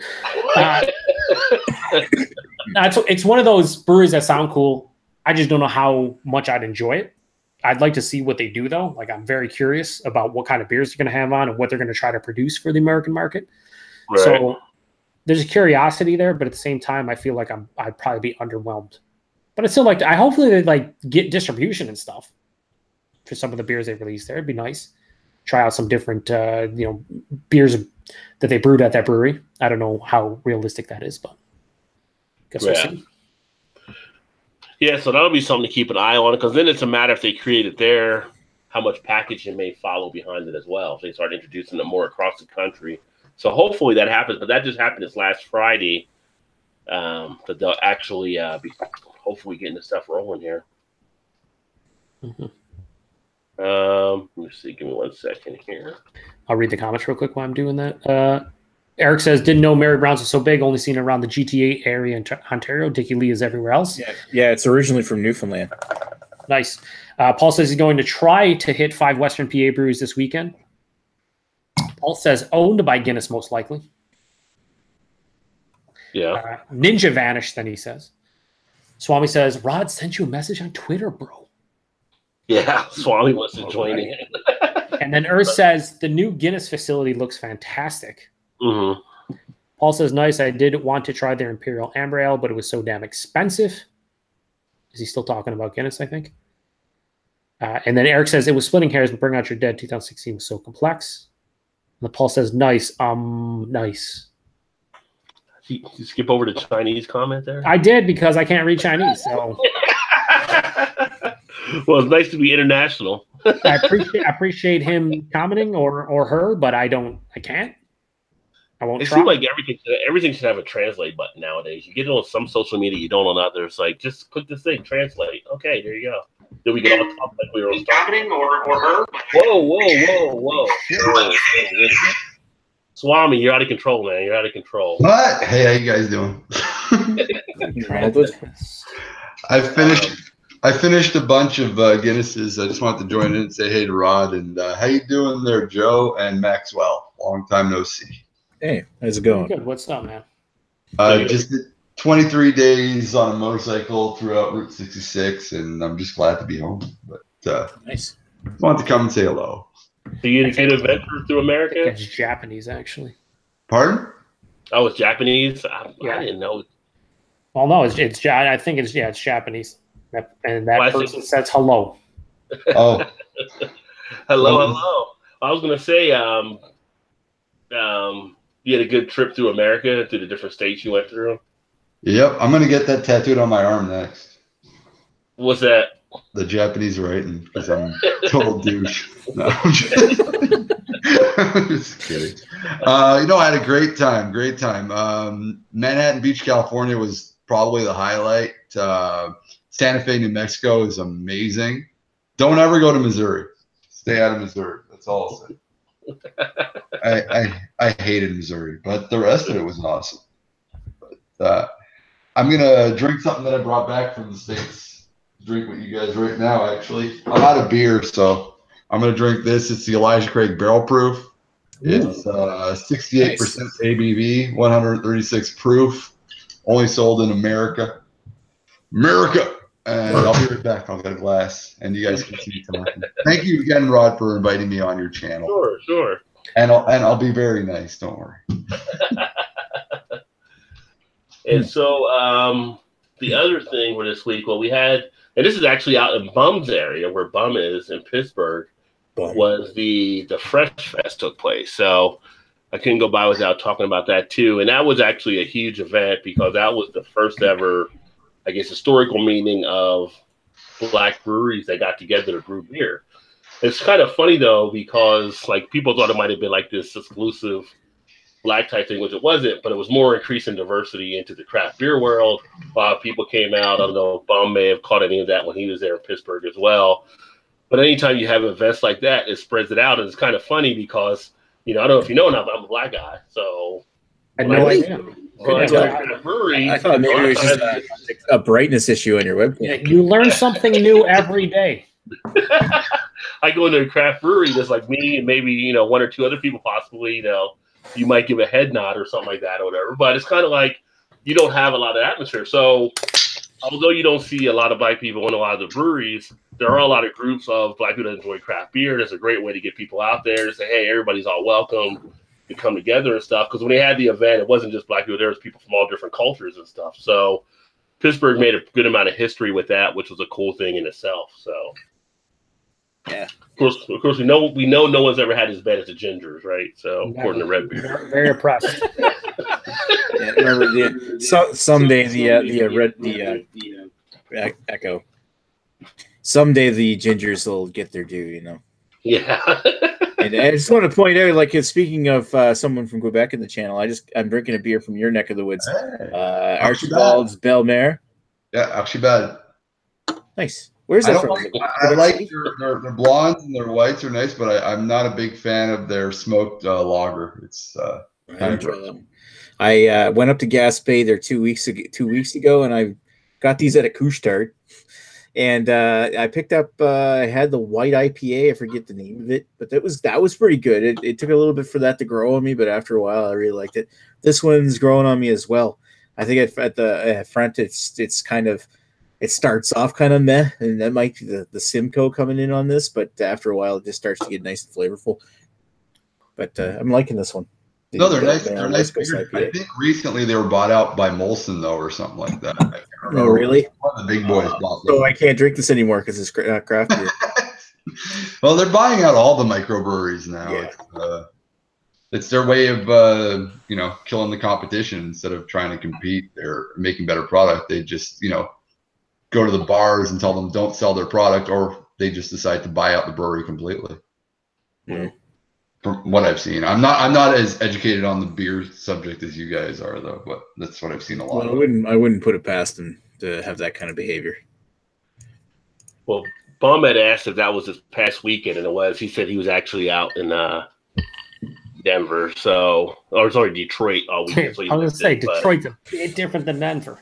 Yeah, but because I was actually asked, one of the brewers asked me if I was going to come in, that I should, be able to come down, so I just have time to get down there. But I'm going to actually see that brewer up in Toledo when I go in September, and that's for Black Frog Brewing. So come to my channel. Hopefully, I have some more videos here from some of the breweries, because I'll be going to Chicago in September, and I'm supposed to try to get out to Lagunitas and see them. I'm going to try to get out to Revolution if I can get a hold of them. A couple of the other local breweries. I'm going to be in Toledo. That'll be Black Frog. I'll try to get a hold of them. And then I have to go to Dayton this weekend, but I won't have a chance to run around and do anything. And then hopefully some other local stuff. So hopefully I can get some more brewery type footage and some connections with some of these guys and share some of that stuff and what they're doing too. But the one I'm kind of pumped on, we talked about InBev earlier again. Lagunitas, I'm not going to ever stop probably drinking Lagunitas because, one, the shit is good. And two, the value, you really can't beat it out there in the market. So I own 100% by Heineken. They still, left alone, they still make great beer again. So I'm going to pick it up, and I'm going to drink it, and I'm going to enjoy it. Mm. And I think pretty much anybody that says they don't drink Lagunitas, I've never met that person, for one. But if they are out there, I think you're lying to yourself, son, because that cappuccino stout is pretty damn good. $4.99 too. Yeah. Paul says it's Japanese. That's why I said ninja vanish. Ha ha ha. What? The person in the chat, Rod mentioned it, they were Chinese, but they're actually Japanese. And Paul says he knew that, but I don't believe Paul because he's Paul. Eric Gilbert says whiskey tube baby. Yeah, because I came on. Yeah, he's pumped. Well, I one of the things I want to say to Rod, man, you've transcended the beer tube, and you've got a lot of my boys from the whiskey tube community watching you now, man. You're doing great, brother. I appreciate them guys coming over. Rado, he's not here tonight, but usually he's been on the last few weeks. Yeah, with some of the Daniel's good, bro. Yeah, whiskey.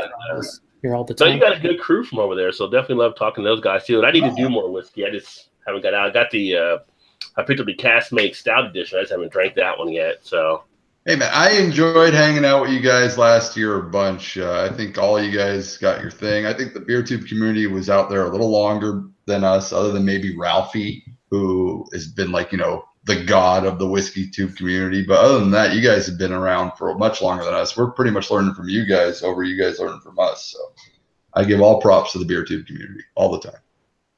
That's like Nick and Joe. They're the real OGs. I've only been on this for 3 years. But I'm not even OG. I'm not even OG. I came into this 4 years after BeerCube started, or 3 years at least. I mean, Lee's been around since 2008, I think. I think 2008 11 started. But then again, I started watching in 2009, but YouTube started in 2006, so it wasn't that long after. So if you had to do a forefather type thing, right? So you'd have Lee out there. You'd have Joe D out there. Who else would you have out there that were kind of the old Jay's beer reviews? Unfortunately, Chad's with 75 Z's, but no one likes him. So. Oh yeah, Chad's was around there at the beginning. No. Jay's beer reviews is there at the start. There's another guy, but I can't remember his name. And what's the Better Beer Authority? Nah, he wasn't at the beginning. Not even close. I thought he was at the beginning. No. Was Simon back then too? I don't think so. I think he started. I want to say a couple years after. I'm pretty sure. Okay. There was a couple. Lee would probably know more than or anybody who followed back then.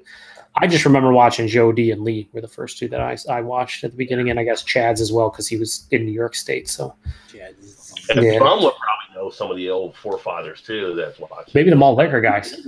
He's Yeah. very well he's very knowledgeable when it comes to. You got the malt liquor guys down. Very well versed in the malt liquor community at this point. Paul says nothing wrong with Missouri. He also says hitting Butler, Pennsylvania, an hour north of Pittsburgh. Paul, they all look like you in Missouri. That's why you have nothing wrong with it.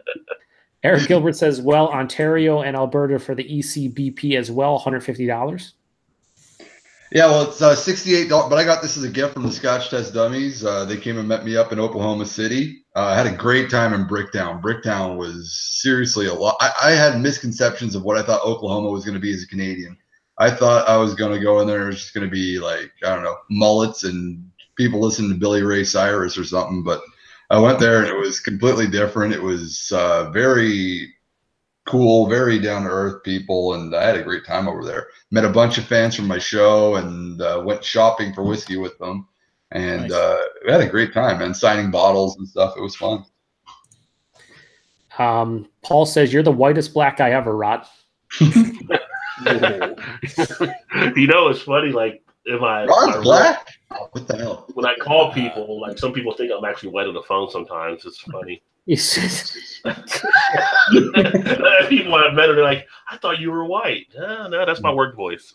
You already read there's a movie about that, like telemarketers or black guys. Telemarketing movie that just came out. Yeah.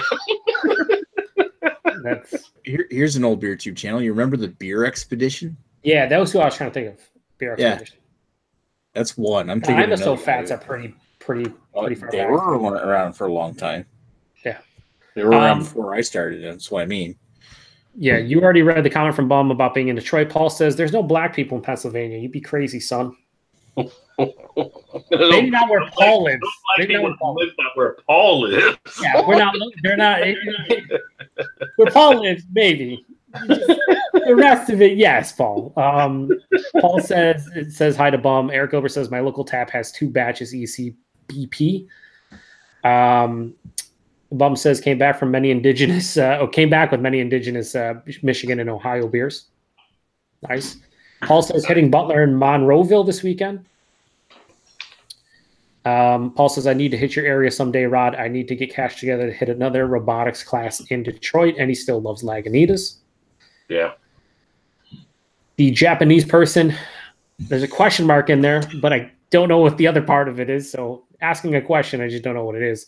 I you cut and paste and put it in Google and Google Translate. I did do the last one and it did nothing for me. It didn't actually translate it. So that one said now this one I did translate and it said ninja question mark. So maybe referencing what Paul was saying earlier. I guess that makes sense. Paul says he loves hanging out with buzzing Rod or drunk Rod, I guess, that one night. That started on Swami's show, I think. Yeah, it did, because you came over after drinking the cask mates, and you're like, I was just going to have more in this, and then you all went down. Rod was fucked up that night. That was he was. Earth confirms that was Rod's greatest. Yeah. Viewership that was an awesome channel went up. Eric Gilbert says if it wasn't for beer, he'd be into whiskey. Not both, Eric.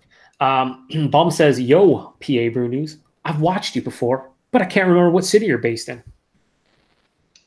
Oh, and this Japanese guy says I use translation and has a bunch of emoticons.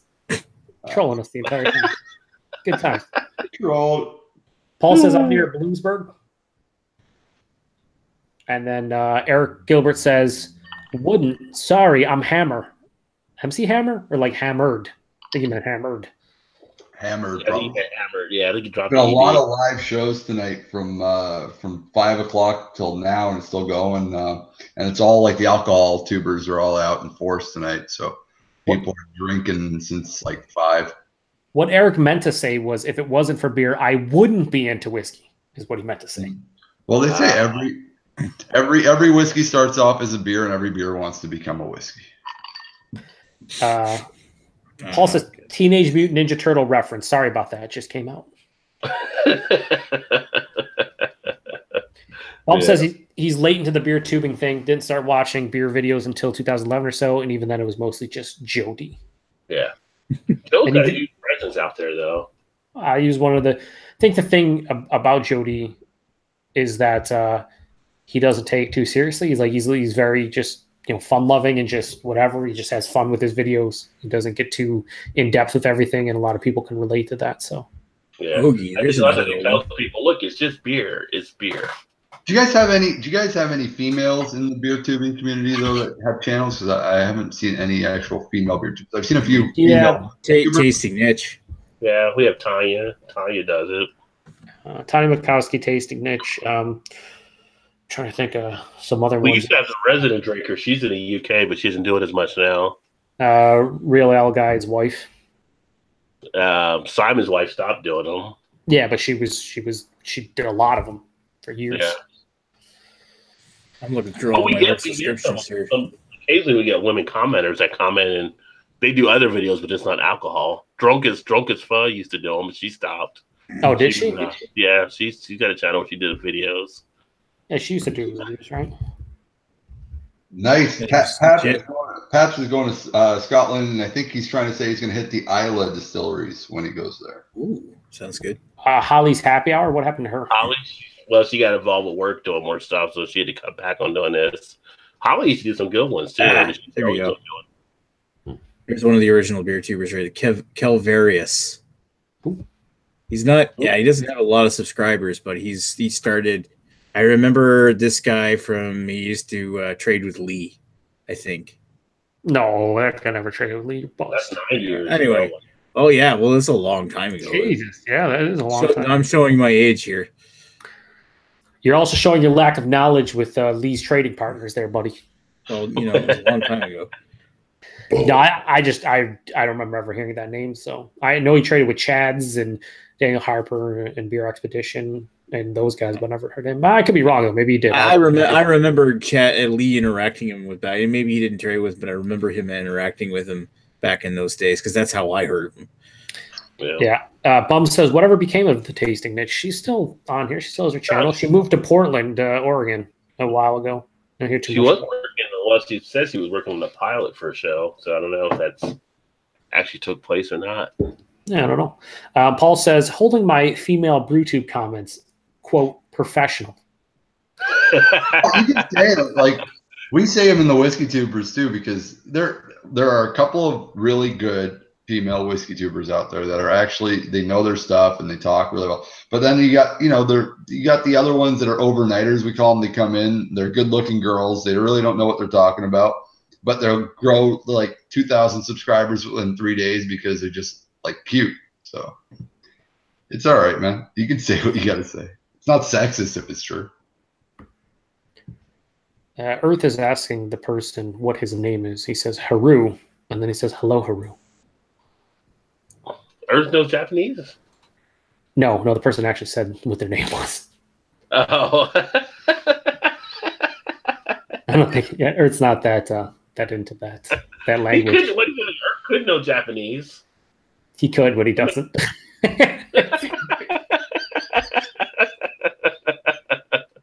I mean, he's in San Diego, and he could have people from Hawaii, and that goes kind of back to Japan on some parts. So, gonna say no.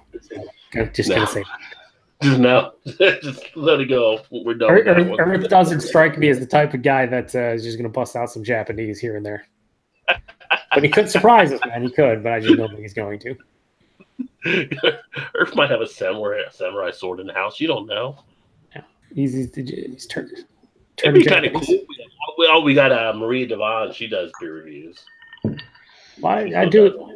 Yeah, she does as well. I do appreciate Haru here, though. That's cool to have a Japanese person. It's at least it's not like the night where all the Germans came. Yeah, what about the Germans? They only came in one night. I don't know. It's crazy. I almost broke my brain trying to read all the comments. It was insane. I came in that night. I remember there was like 35 people watching your show, and it was like all German guys. We got up to 45, and it was mostly Germans, and half of them were typing in German, and the other half were broken English, and it was like, I can't. We're just gonna sit here and read comments because it just never stops. So I started picking and choosing, and it was still terrible. It was awesome though at the same time. No, it was great that they showed up, but as far as reading comments for me, it was not a great time. But I do appreciate definitely had better experience than what craft beer pourers seem to have with them. So yeah, no, they were all cool as hell. They were all no one was really trolling at all either, which was nice. Yeah. They were all very nice and polite, and They never came back though. no, I think they had a thing where one of the people they follow, he would like highlight a random beer tubing channel every weekend whenever they had their live show, and he would send them all over to be like, oh, go check out their channel or whatever. And just so happened Rajay's was one week, and the next week another friend of ours, Craft Beer Pours, had them show up, and somehow ended up offending them, I believe, because they started getting all kinds of dislikes and people going nuts in the comments and stuff. I don't know what exactly happened. And it wasn't I didn't watch it. Like somebody on their panel just was arguing with them or something too. yeah, that's not ideal. I just remember seeing like 30 or 40 dislikes on the chat. Like, oh, and then he's like, stop downvote, and he's like, yeah. Like, they don't understand English. They don't even know what you're saying right now. But yeah. But we're an all welcoming show. So we have people from all different groups and areas all over the world. So except for the ginger. Fun of it all. That is a country I'd like to get to at some point because I do want to experience beers over there in Germany. We like to continue to make sure all the gingers are oppressed at some point. Yeah. Especially the bearded ones. I think Redbeard's mad at me or something because I had him on my show once with Rod and he wouldn't stop talking and I was I won't lie, I was a little rude to him. Redbeard never stopped talking. Redbeard not stop talking. Gee, he got really mad and like quit my channel and like left. And I was like, okay, bye, Redbeard. Rage quit. Redbeard has the redhead temper. He's gotten better about the fiery redhead temper. Yeah, except for he has no hair. It's actually on his face. So maybe that's where it all goes wrong. I liked Terry, but I had 6 guys on that night, including Rod and a couple other people, and I was trying to get the rest of them to be able to talk, and Terry kept on like coming in, and I was like, okay. The more he drinks, and the more excited he gets. He talks more. Yeah, I love the guy, but yeah, we love Redbeard too. But yeah, when he drinks, he sometimes doesn't stop talking. But the one thing for sure is Redbeard's got the passion. So yeah, for sure. Oh yeah, well, he's a great guy. He's got the passion. He just also has the mouth sometimes. Motor mouth. And I know everyone likes talking about his jump cuts, but a lot of the people in the Whiskey Tube community actually like his videos. They say that they're innovative and blah blah blah blah blah. And, you know, that's the thing. If you go to like the YouTube Creator Academy, they tell you to it works with the kids, and you want to get the kids drinking early. So they definitely work for the people with ADD and can't like watch a 8-minute video. It's like they watch the Philip DeFrancos of the world and whatnot. They're like, I can do that too. The jump cuts offer enough cranial stimulation to keep the attention. You know, Redbeard should start an unboxing channel that would take off in like 5 seconds. Honestly, from watching Redbeard, for my opinion, from what he gets the most views on, it's really his gaming.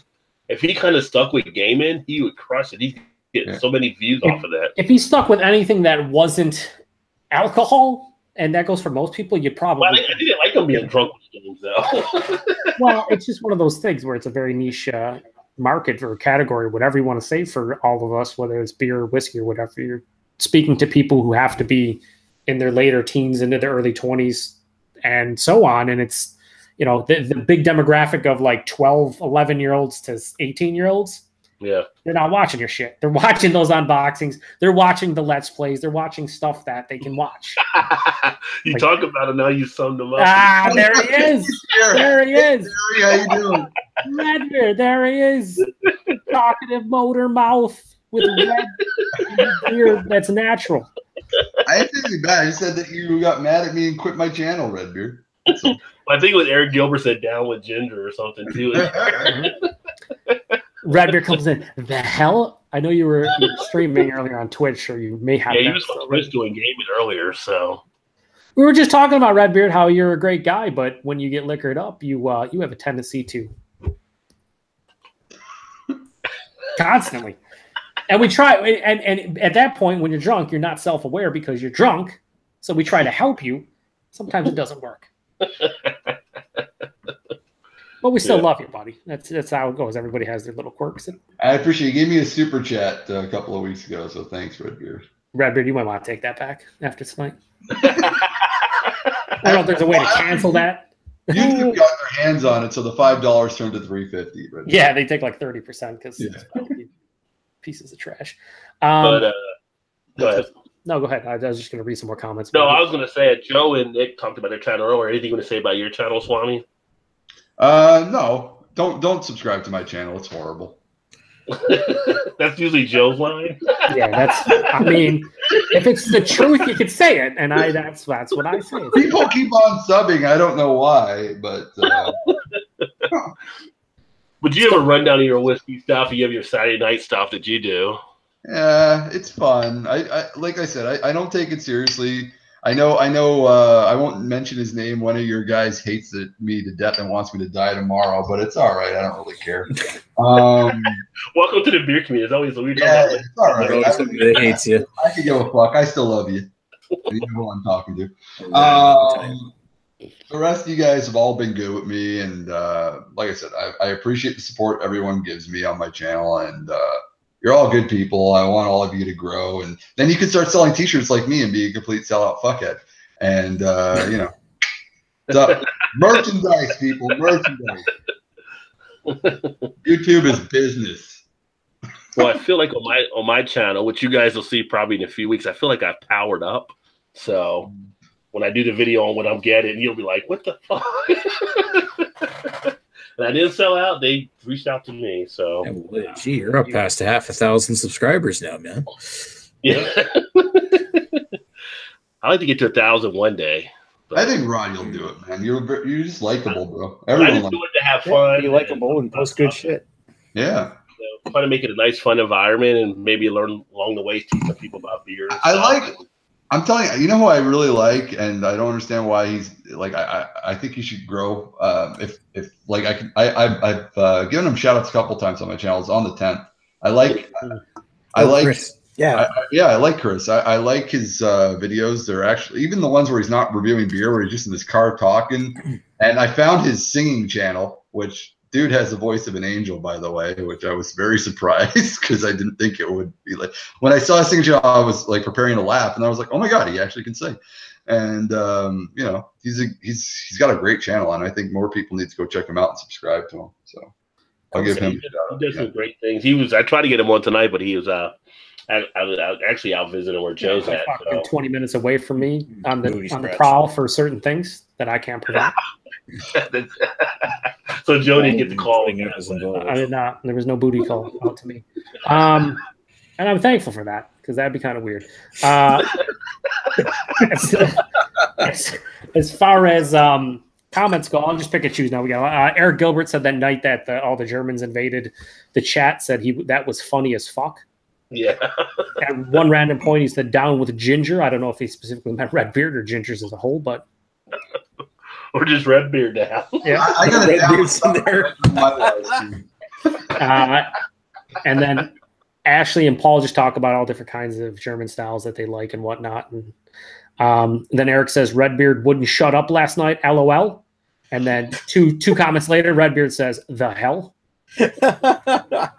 And then Paul says it's the Redbeard hate hour. Not hate. No, it's just, We have not said one mean thing. Don't hate you, man. no, it's just the truth. It happens. Ashley Sexton says it's funny how alcohol affects people. Some people get loud, and I, for instance, get quiet. Yeah, that's true. Actually, it's funny. After the beer analysis 101, we did like Ashley Sexton hardly said a word after the Rochefort. Just like that one Rochefort, yeah, he's done. and then Eric says, "Speak of the ginger devil," as Redbeard comes in. Yeah. Matt from Massive Beer Review says, "I just want to watch your box, Joe." Is Chris with you right now, Matt? Because that's what I'd expect. Paul says, "Stream any Olympic curling lately, Redbeard?" Yeah, that was an interesting night. Yeah. That is fantastic. I remember hearing about that. And Redbeard, so Redbeard, here is something that you said. He says this, and I think we would all agree to disagree with this one. He says, in terms of him being louder when he gets drunk and talkative, he says, I've gotten so much better with that. Now, here's the thing, Redbeard. When you're drunk, you're usually not self-aware. So from the bottom of all of our hearts, we will say that while you may have gotten a little better with it, you still do it a lot. So we would like you not to do it, but I don't know how you can do it when you get drunk because you're just Redbeard. But that's the truth. We love you, but when you get drunk, you do have a tendency to talk over people and talk super loud. I don't know how you can get better at it though, because when you're drunk, well, you'd have to not get drunk. Yeah, you'd have to not get drunk. Like your brains, when you're drunk, you're just not. I mean, yourself a little bit more. and listen, this is coming from all your friends here. We're telling you that you still do it. We still love you. We prefer you not to, because here's the thing: you don't allow other people to talk. That's all. And we want everyone to talk. That's all. But you know, if you were out with Redbeard, he'd be pretty fun at the party, though. No, he would be. But like when you have a panel of say 6, 7, 8 people, it's already hard enough to let everyone talk because people are talking over one another naturally because of delay and whatnot, right? Not everyone's connection is perfect. So when you introduce someone in the equation, and sometimes there's multiple people, but when you introduce someone in the equation that is talking constantly or very loud or whatever, it just becomes a bit of an issue. That's all, Redbeard. That's all we're saying. We love you. That's what we're telling you. I do it too, Redbeard. Like occasionally I get a little too sauced on my lives, but what I've done is I've done something to control it where I will only do a live for an hour now. I cut it to an hour, so that way I don't get too wasted and I don't start becoming belligerent and insulting people and saying the wrong things during my live streams, and it's worked out pretty well. So that's how I've learned to control my drunkenness. We are reviewing alcohol, by the way, at most times, so occasionally you will get a little sauced. Well, that's the problem too with the beer. You're a lot of people are drinking not one beer. But like, a 6-pack, and then about an hour or two in, things become a little bit hectic a lot of times. If the heavier beer hits, you do like Eric, drop back to a little more light. Yeah, well, he does that anyway. It's not when he's starting to get started. He actually likes it. Or like Rod, half a bottle of Jameson. Yeah, they're like, I'm not drunk, guys. Okay, Rod, whatever you say. You seem a bit too happy tonight. I didn't pass out. I didn't fall asleep. Well, that should mean you're not blackout drunk, but you're still drunk. That's all. No big deal. I like to say lightly buzzed. You were very happy, Rod, on a scale of 1 to 10. I was a happy guy. Yeah, I was, happy. Happily tipsy. Yeah, happily tipsy. Yeah. Well, let's see what else we got. Redbeard says, I haven't even been full-on drunk in a hangout in a while. Damn you. Well, if you haven't been full-on drunk in a while, then I'm scared. He says, I kept quiet for like an effing hour last night, letting everyone talk. Damn you again. Redbeard, we're just... I should go back to the footage on that one now. If it was just me or Swami or Rod or Nick or Paul or anybody or Earth or Eric Gilbert, I would be like, yeah, man, you have a case. You don't have a case. I'm sorry. We're just telling you the truth. I'm sorry. Maple Rooski shows up for the first time in a long time. Says, hey, wow, guys. It has been a while. What's happening, Maple? Yeah, he says, long time, no talk. And then Doobie MD says, I missed their comment earlier. He said, agricultural merchandise, cheers. Then they said, Redbeard talks for everyone. Oh. Thanks, Doobie. Then Earth says ADD has no chance against ADHD. Oh man. And then Bum, I wanted to mention both of them actually, but I didn't think. Yeah, he says R.I.P. to Aretha Franklin and Jim the Anvil Neidhart. So yes, yeah, for sure. I didn't know Aretha Franklin died today. Yeah, today. Wow. I heard she was sick, but I didn't. I know Jim the Anvil was 2 days ago or something like that. Yeah. But I didn't know Is that what it was 2 days ago? Okay, I knew Aretha was it. Yeah, it's unfortunate. Paul says he never gets drunk on streams, only session strength beers. Yeah. Okay. Paul, you don't get drunk like Redbeard doesn't talk over people. All right. Redbeard said it was fun until it got kind of mean. Cheers him out. It's not mean. We told you we love you, Gary. We that's why you still come to all the hangouts and stuff. Right. But we're just being honest with you, man. If that's too much for you, then it's unfortunate, but we're telling you because we love you. I'm waiting for the video to come out tomorrow after some person sees me on this hangout tonight, so it's going to be fun. Rod's laughing. He knows it too. Maple's getting a job in brewing, possibly. Yeah. He says, been busy with work, but big news. I'm waiting to hear if I get a job as an event staff at Black Lake Brewing. Yeah, nice. Well, good luck, Maple. I haven't watched Maple. Cool. Good luck. I haven't watched his Tank Tuesdays in a while, but usually he'll game the Tank game on Tuesdays. Yeah. Yeah, we were laying in the red beard a little heavy there, by the way. I don't think we were. I mean, you can look at it one way or the other. I like Kerry a lot, and I think he's a good guy. But to just be honest, I mean, I've mentioned to him multiple times, we all have, but when he does get drunk, it gets a little bit overbearing, and just maybe he can hold back a little bit. That's all I'm asking. Whatever. Like you said, I didn't say anything. I mean, all I said was that during the live stream that we had 6 other guys on the panel. So I asked him politely. Rod was there a few times to, let other people talk. Eventually I had to say, shut up. And then he got mad. It was like, but I was like, Terry, come on, man. There's 6 other guys that want to talk. And 20% of the show seems to be focused about you talking all the time. And I was like, let the other dudes talk, man. That's all it was. It wasn't trying to be mean in any way. That's all. Well, I think everybody's got pretty much love for Red, but when people ask me, that's one of the reasons why I run a lot of times smaller panels like this now, so everybody can get words in. Have that comfort level. Yeah. It's if this is mean, Kerry, then I don't think it is. I think we're just being honest. If you look ahead in the comments, he's already left. That's what I'm saying. Oh, I know. Well, if you can't take tough love, then that happens. But I mean, we invite him to all of our hangouts and whatnot and stuff because we like him and we enjoy his company and it's fun. But it's one of those things where I've mentioned to him. We've all mentioned to him before about the craziness. I don't know how to say. Well, I'll tell you what. Me, not this week. This week I'm already booked. But next week, I gladly, as a peace offering to you, Joe, and to you, Maxwell. Rod's already been on my channel 3 or 4 times. You're welcome back, brother. We'll do a beer night in 2 weeks. And Kerry, you're more than welcome to come on. And I won't bring any whiskey tubers on. I'll just have you guys on. And we'll do a beer night if you guys want to. The invite's out there. The olive branch is there.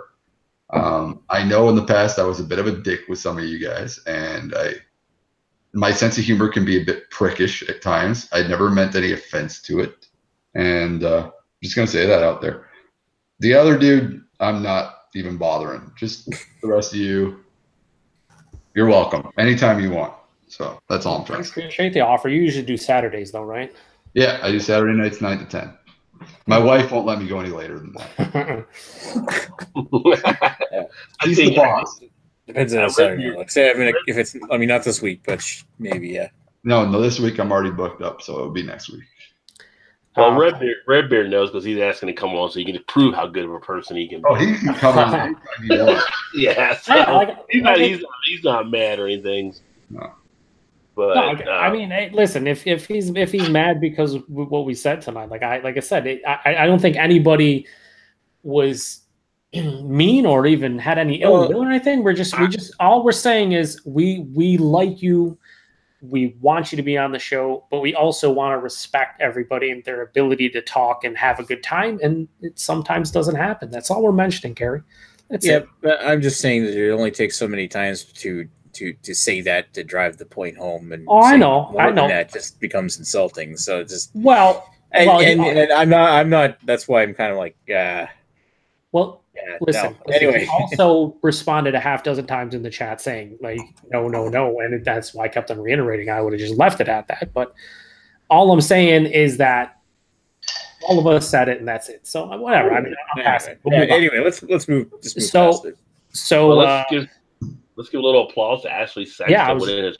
Yeah. He said on a happier note, he just found out that he won his first homebrew competition. Congratulations. Congratulations, Ash. Cheers to that, buddy. Had your chance to add your homebrew at the bottle share. It was, I think what I had was pretty good. What did you win? What beer won? What category? Yeah, what kind of style did you brew? Curious to know. I'm going to move on. Ashley doesn't run a channel though, right? No. All right. I'm moving Passionate on. beer fan.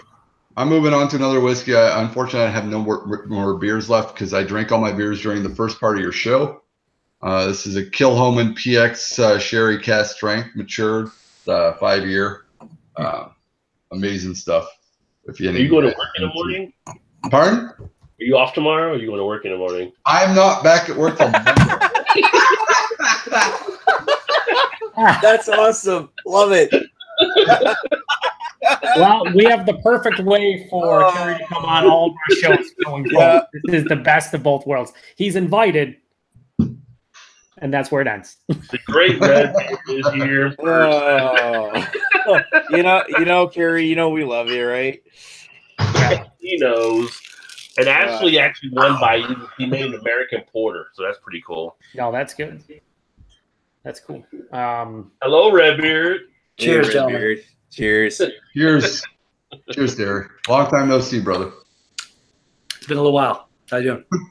I saw your What happened last time? monetization and all stuff. What happened last time you guys hung out? Was it a great time? Is that what I heard? It was a good time. I thought it was, but then I heard otherwise. I watched the video and Terry was complaining about me, and I was like, "Oh, okay." Well, it's not I hate you. Like I was like, I don't know, like, again, I guess I was talking over people, and we kind of got into like you were like yelling at me to stop, and I was like, I'm not stopping, and yeah, kind of. Usually, if you're on someone's channel, they yell at you to not stop, and you say you're not stopping. That's probably not the greatest idea. That's how I roll. Like I said, Terry, if you want 2 weeks from now, you can come back on, brother. I'm down, man. All right. It's gonna burn it to the ground. Ashley Sexton says it was blindly judged by the albino rhino, so clearly invalid from the get-go. Dave from the Cayman Kettle and the owner of my homebrew shop. Not a huge competition, but still pretty happy. Well, Yeah, that's congrats, awesome. Ashley. Well, that's pretty good. Amongst how many other beers was yours judged? Yeah, how many it total? wasn't just for category or overall, or everybody, like say 20 people submitted their own homebrew beers, or was it by style? Redbeard, I told you to settle down.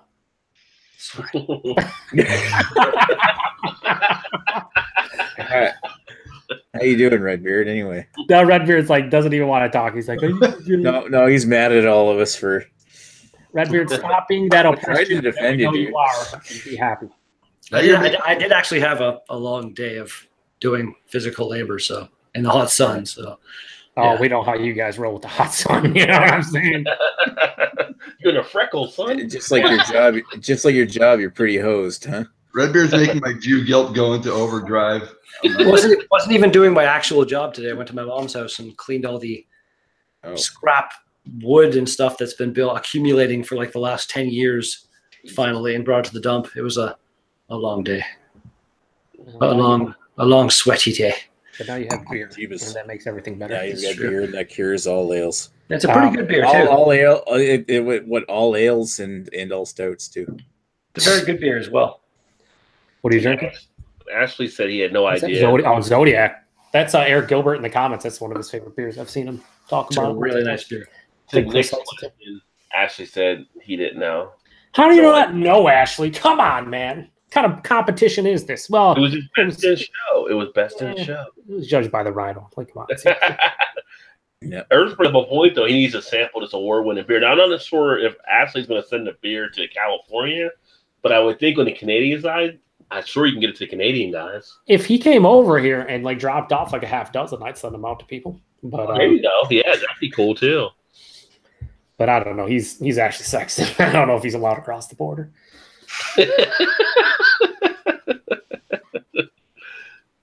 Paul says, where is the big red crybaby? Kisses, love you. That's Paul's way of saying he loves you somehow. Except in prison. Yeah. Whoa. Anyways. Wow. Ashley Sexton says, Earth, I will strap one of those American porters to a cat and tell him to walk to San Diego. Seems a bit unconventional in this day and age, but you know, gotta do what you gotta do, Ashley. Pretty neat to put stuff on drones and just fly it there. Do you bottle? Ashley, clearly you bottled that, but do you bottle regularly or do you keg most of your stuff? Because if you do bottle, like if you have actually, if I come across the border at some point, huh? Oh, actually, he's in Welland, so probably like half an hour.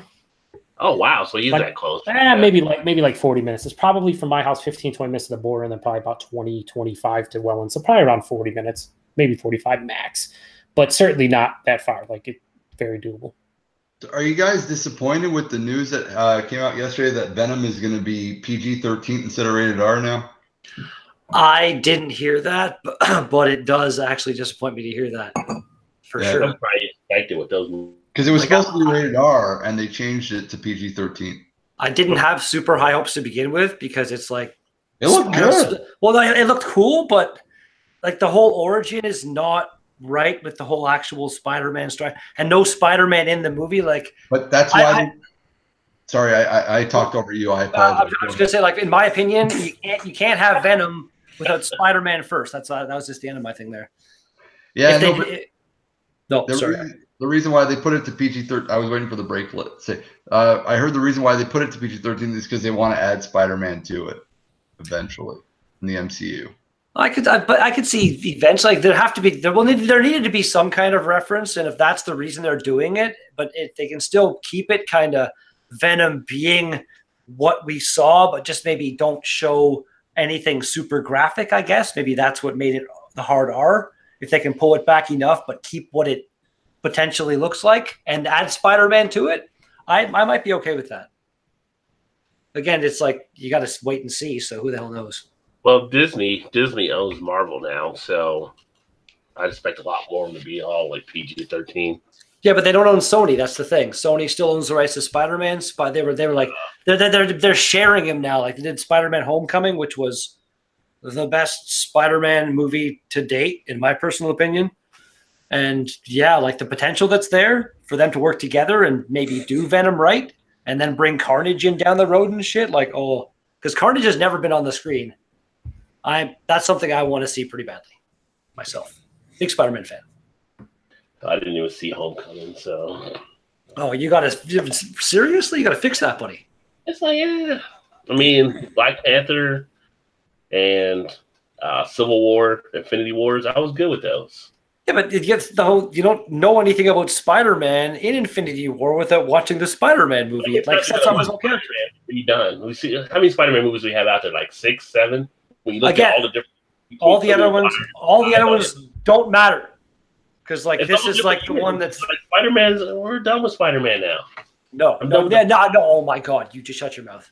It's done with Spider-Man. Like one of the goofiest characters, and the he turns into Spider-Man. Like, you know, he's not cool. He's not like Tony Stark. He's not like Rod. You need to change the subject, man. You're going too far just now. I would not change the subject. You are crossing a line. I would love to change the subject. My battle. This is my show. I will run this shit to the ground. And I would tell you when to change the subject. So I'm not talking about that turned into Spider-Man, turned into a debate, turned into what the fuck? Turned into Rod just like taking the power trip over here. My God. It's my channel. You're on my channel. Not yours. Speaking of changing the subject, I'm going to head out for the night, and no, it's because Redbeard won't let me talk. It's because we actually got to get to bed. It's because you drank probably way too many beers tonight. No, I sobered up with a nice West Coast IPA, so it's fine. Night, Maxwell. Take it easy. Night, Cheers, Nick. Hey, you know, Redbeard, and I'm sorry. Just no worries. Right. Thanks for having me on, Rod. By the way. Carrie is a growing man who can handle himself. And also thanks, Joe, for having me on the dual review and getting me in here. Oh, awesome, man. I appreciate you coming on to the channel again. It's no problem, anytime. All right, I'm out of here. Cheers, gents, and cheers to the viewers. Talk to you folks later. See you. All right, man. Have a good one. Bye. Ashley says, good night, Nick. Rest up, champ. You need some rest. But one thing I was going to do before I wrap it up, I was going to give a big shout out to Paul, PA Brew News. No one ever wants to do that. And then also Drunken One. Jesus. Who got me? I know, right? Two of the guys, like, when did they come together or something? Drunken One's here? But no, he's not here. I give him a shout out. They both started working out a little bit, walking and stuff. So, actually got me back to getting a new Fitbit that I needed for work. So Ooh. I was in Amarillo and I was gonna try and hook up with Drunken One, but Amarillo was absolutely disgusting. So I tried to get out of there as fast as possible. You take a wrong turn in Texas, they might like you a little too much. No, there's good spots in Texas. I just happened to be in the Panhandle, which was the shit. Wrong biker bar. You're like, I'm not supposed to be here. No, now. Biker bars were fine. It was. Oh, I know. Most of them are. I'm just saying. I don't want to talk about too much what happened in Texas. Texas oh, is this like Deliverance? Guys, don't talk about no one talks about this. PTSD. You're making them relive it now, man. It's not going to be good. No, if I would have picked the hotel, we would have been fine. It's just I let my friend who's French, who doesn't know what the fuck America is, pick the hotel, and he picked it in like the most industrial area in Texas, which we're literally like almost under an overpass, and I was like, dude, why? Just like. Let's be honest. Is anybody else thinking that Swami had to squeal when he was in Texas? No, dude. I was like, I just grabbed my bike and I like left the whole time, and then I'd sleep at the hotel. But during the day, I was riding out. I went to the Cadillac Ranch, which was awesome. Went to the Big Texan. $32, man. I had a freaking 25-ounce freaking T-bone steak, mashed potatoes, like I think like 15 microbrewed beers that they do in house. I ate like a king. It was awesome. But the area where our hotel was, just like I don't want to even talk about it. It was not a good area. It was like, yeah, it was probably one of the worst areas I stayed in when I was up there. Like I said, I was traveling with a French dude who doesn't understand what America is and doesn't realize it's not Canada. Canada's Canada. America's America. America, you have your good parts, your bad parts, and you try to avoid the bad parts because in Canada, the bad parts in Canada are like a joke because the most that's going to happen to you is you're going to get a dirty look in the bad parts in Canada. Whereas in the bad parts in the States, you can die. So it was like, I'm just trying to explain to him, like, you know, you put us in a fucked up situation. Even he noticed. He wanted to put the chair on the fucking door at night when he was sleeping and stuff like that. And I was like, normal. Normal. No big deal. I always sleep with a chair at my door, no matter where I am. Yeah, I was like, yeah, exactly. I was like, dude, you picked this area. Like, who doesn't do that? And that's the problem with Booking.com is that once you've booked it, you're paying for it, so you got to stay. It's right. Like, you know, that's why I was like, dude, it's best we get to where we're getting, and then we rent the hotel when we get there. Did you not think of Airbnb? Airbnbs are like more expensive than hotels now. It depends. Like you look around. When I was going to go down to the bottle share, I almost found if I had gone down, the one I had found was $32 a night, which it was just a room, which is all I needed. I just need a place to stay. But it depends what you want. But I found something super cheap. Did you have to supply your own lube for that? It wasn't in the comments. I always have some on me, so it would have been okay. Yeah. He's just getting ready for it. You gotta be prepared at all times. He's got a condom up his butt. I pre-lube before bedtime every night just in case. You never know, man. You never know. That's a great. You never know. You never know. Yeah, you never know. Sometimes your dog looks at you with them rapey eyes, huh, Redbeard? So. I think that's the sign to see if there's any more comments left out there before he could never rape me, Swami. Ashley says I need more beer. Homebrew competitions are few and far between in his area. He has no interest in shipping his beer across the country, to be honest. Ashley then also says, damn, Rod, I also have a Fitbit. Get those steps in. I'm going to now again. And I had it before, anyway, battery or whatever. And then I erased it, and it was an old Fitbit. I couldn't see the numbers when you put it back on with the code. It was like, well, this fucking sucks, man. Yeah. Then he says he's been averaging 12 to 14,000 steps per day, which is pretty damn high. That's pretty good, yeah. Doobie MD says pudding stout with a smiley emoticon. Nick deserted. Is it Maxwell or Nick? It's Nick. His name's Nick, but he goes by the moniker Maxwell. I never call him Maxwell because I can't be bothered. Plus, it's a really terrible name. Nick, you still watching? Hopefully you are. The Haru our Japanese friend says he's really excited to see the movie Venom. Yeah. Eric says, does the Fitbit measure 20-ounce lifts? Actually, yeah, I guess it would measurable. I shouldn't do that though. That's way more than 20 ounces right there, baby. Paul says he also likes I also like to Amarillo, or maybe meant to say Amarillo. Yeah, I don't know. Paul seems to like every area that I probably disliked. So, well, when you look at him and look at you, it makes sense. They're just like the opposite ends of the spectrum. Well, Paul likes bow hunting and shit like that. I'm pretty sure he hunts for squirrels with his bare hands, so it makes a lot of sense. And he likes jail rape. So there are two things that me and him are opposite on. Apparently, Eric Gilbert had a comment that got held that just said, "Shit, I got subs, son." I think he meant he got a sub, so that's cool. I don't know why that was being held for a review. Ooh. I think he said shit. So Doobie MD says, with a cherry on top. Good night, Nick. Ashley Sexton says, I work in retail, so I'm on my feet all day. Better than being on your knees all day. Well, Eric, I mean, not that there's anything wrong with that. I'm just saying, probably better. Eric Gilbert says, get a sweat on the crushing pails. Now, Eric Gilbert is completely hammered, so none of this is making sense. Eric started on my show at 5:00 this afternoon. So that makes sense. That makes a lot of sense right now. Paul says, I just can't get a lot of American hate from multiple right now.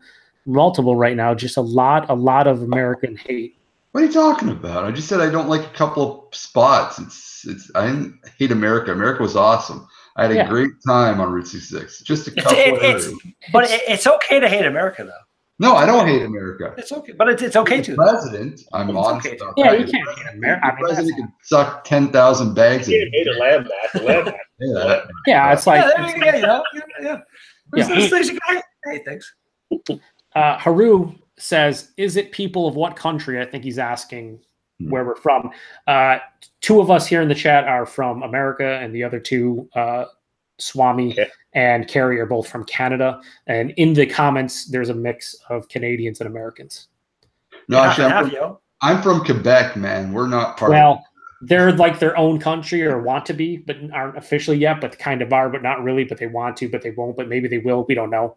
It's kind of like that range. Quebec is like our Texas. Yeah, well, I think it's actually a bit worse than our Texas in terms of how much they don't want to be Canadians, because they're their own people. What's that? Kidding. I love Canada. I'm a federalist. Don't worry about it. I love all people as long as you're not a piece of shit. I like you. Even if you're a piece of shit, maybe it depends on what kind of piece of shit you are. Ashley Sexton says, I'm from Canada and I prefer to stay here. But we don't want you here, Ashley. You stay there. You stay there. We just want your beer. Give us your beer. I'm not going to lie. I want to retire in Santa Fe, New Mexico. So if any of you guys, my channel is monetized, want to start a GoFundMe for Swami to retire in Santa Fe, it's $1 million for a home over there. I'm totally down.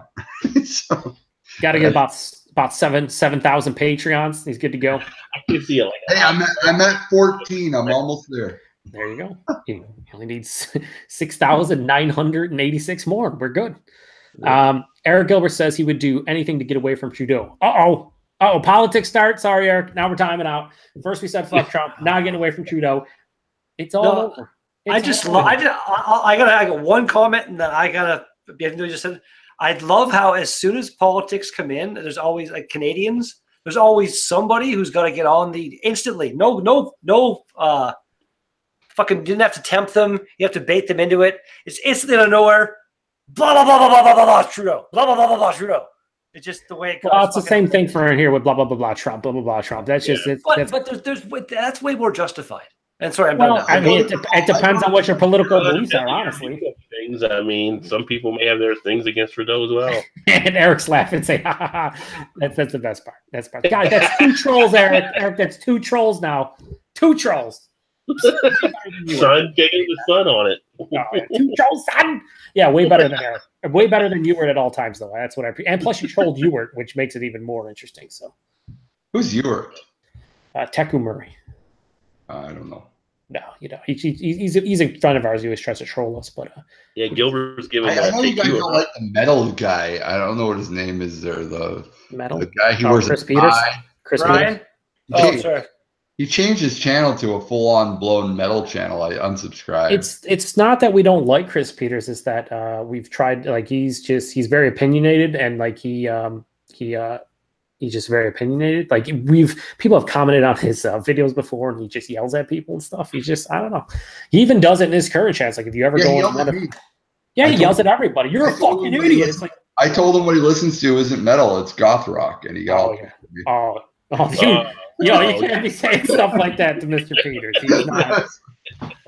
No. He's always gonna be questioning his music at all. I was like, that's not metal, that's goth rock. Fucking, he got all mad at me. Yeah. He's if you say anything about Slipknot, he might fight you. Like virtually, I don't even know if that's a possibility, but he looks into it. Maybe just gets on Google Plus. He just randomly has to compare every single band out there to Slipknot because for some reason, Slipknot, in his mind, they are the epitome of all that is music. Like everybody else is below them, so they all have to. How close were you to being Slipknot? Is that's how his brain process works? Not just like different genre, subgenre, whatever. Doesn't matter. Is it as good as Slipknot? They had a good first album. I'll give them. They had a good first album. It's fun to work out to, but it's not like anything epic. But they've even had there's been some decent tunes on I'd say all of their albums. I haven't hated any. Ashley Saxon has a good comment. I'm watching Ashley and Eric arguing. They're not great. Yeah. It's a good. I won't read anything. Oh, is it happening? Ford is fucking cool. I have to teach modern sex ed now. Eric Gilbert says Buck of Beer Ford is my man. He said he's a fucking tool, and says I have to teach modern sex ed at my home now. Wow. Eric is the one conservative Canadian in the entire eastern part of the country. I do love all the posts, like the craft beers, like the craft breweries have put out these like nice, sometimes like really, really nicely worded posts being like, we could do the Buck of Beer thing, but that is not the kind of beer that we want to make kind of thing. And it's like, I completely support that. It's like, and there's some like other people that buck a liter gas, but there's so many other things that could be a buck. And like a buck of beer doesn't even affect that many people in Ontario when you think about the entire population and like, there's other things that would have been so much better to focus on. It was just it's illegal now in Quebec though for bucket beer. You can't have a beer for under $1.95 now because a girl in high school last year. That's what it used to be here. The $1.25 was like it's the lower limit or some shit that shouldn't even exist. Some girl. I cut you off. I apologize. Sorry, it's all right. Some girl drank and then she went into a river and died, and she was like underage. And it was like I think she drank like a Four Loko or something like that. One of them. It wasn't even beer. She drank like some shitty high alcohol thing. Yeah. And because of it's sad what happened to her. But again, that's not really the beer drinking community's problem. Let's be honest. It's sad. But raising the beer from 125 minimum to 195 minimum, it's not going to stop kids from drinking beer. What's going to stop kids from drinking beer is the purveyors of beer ID the people when they come in and not sell them beer, or they have to find the people like our age that are going into the stores and buying beer for younger people to give it to them. It doesn't affect young people from buying beer if it's $1.25 to $1.95, unless you're going to put beer at like $20 a beer. Well, that's the thing. Like, was that their whole like mentality? Is like, oh, every kid out there has $1.25 on them, but not many kids out there have $1.95 on them. We'll stop everything. That's the stupidest mentality I've ever heard in my life. It was an overreaction to something that happened one time, which was a sad thing. Again, I agree with that, but it's sad, but it gets kind of annoying. It fucking happens. It happens. Sorry, Rod. They are going. No, it's Ashley and Eric. They just keep going at each other.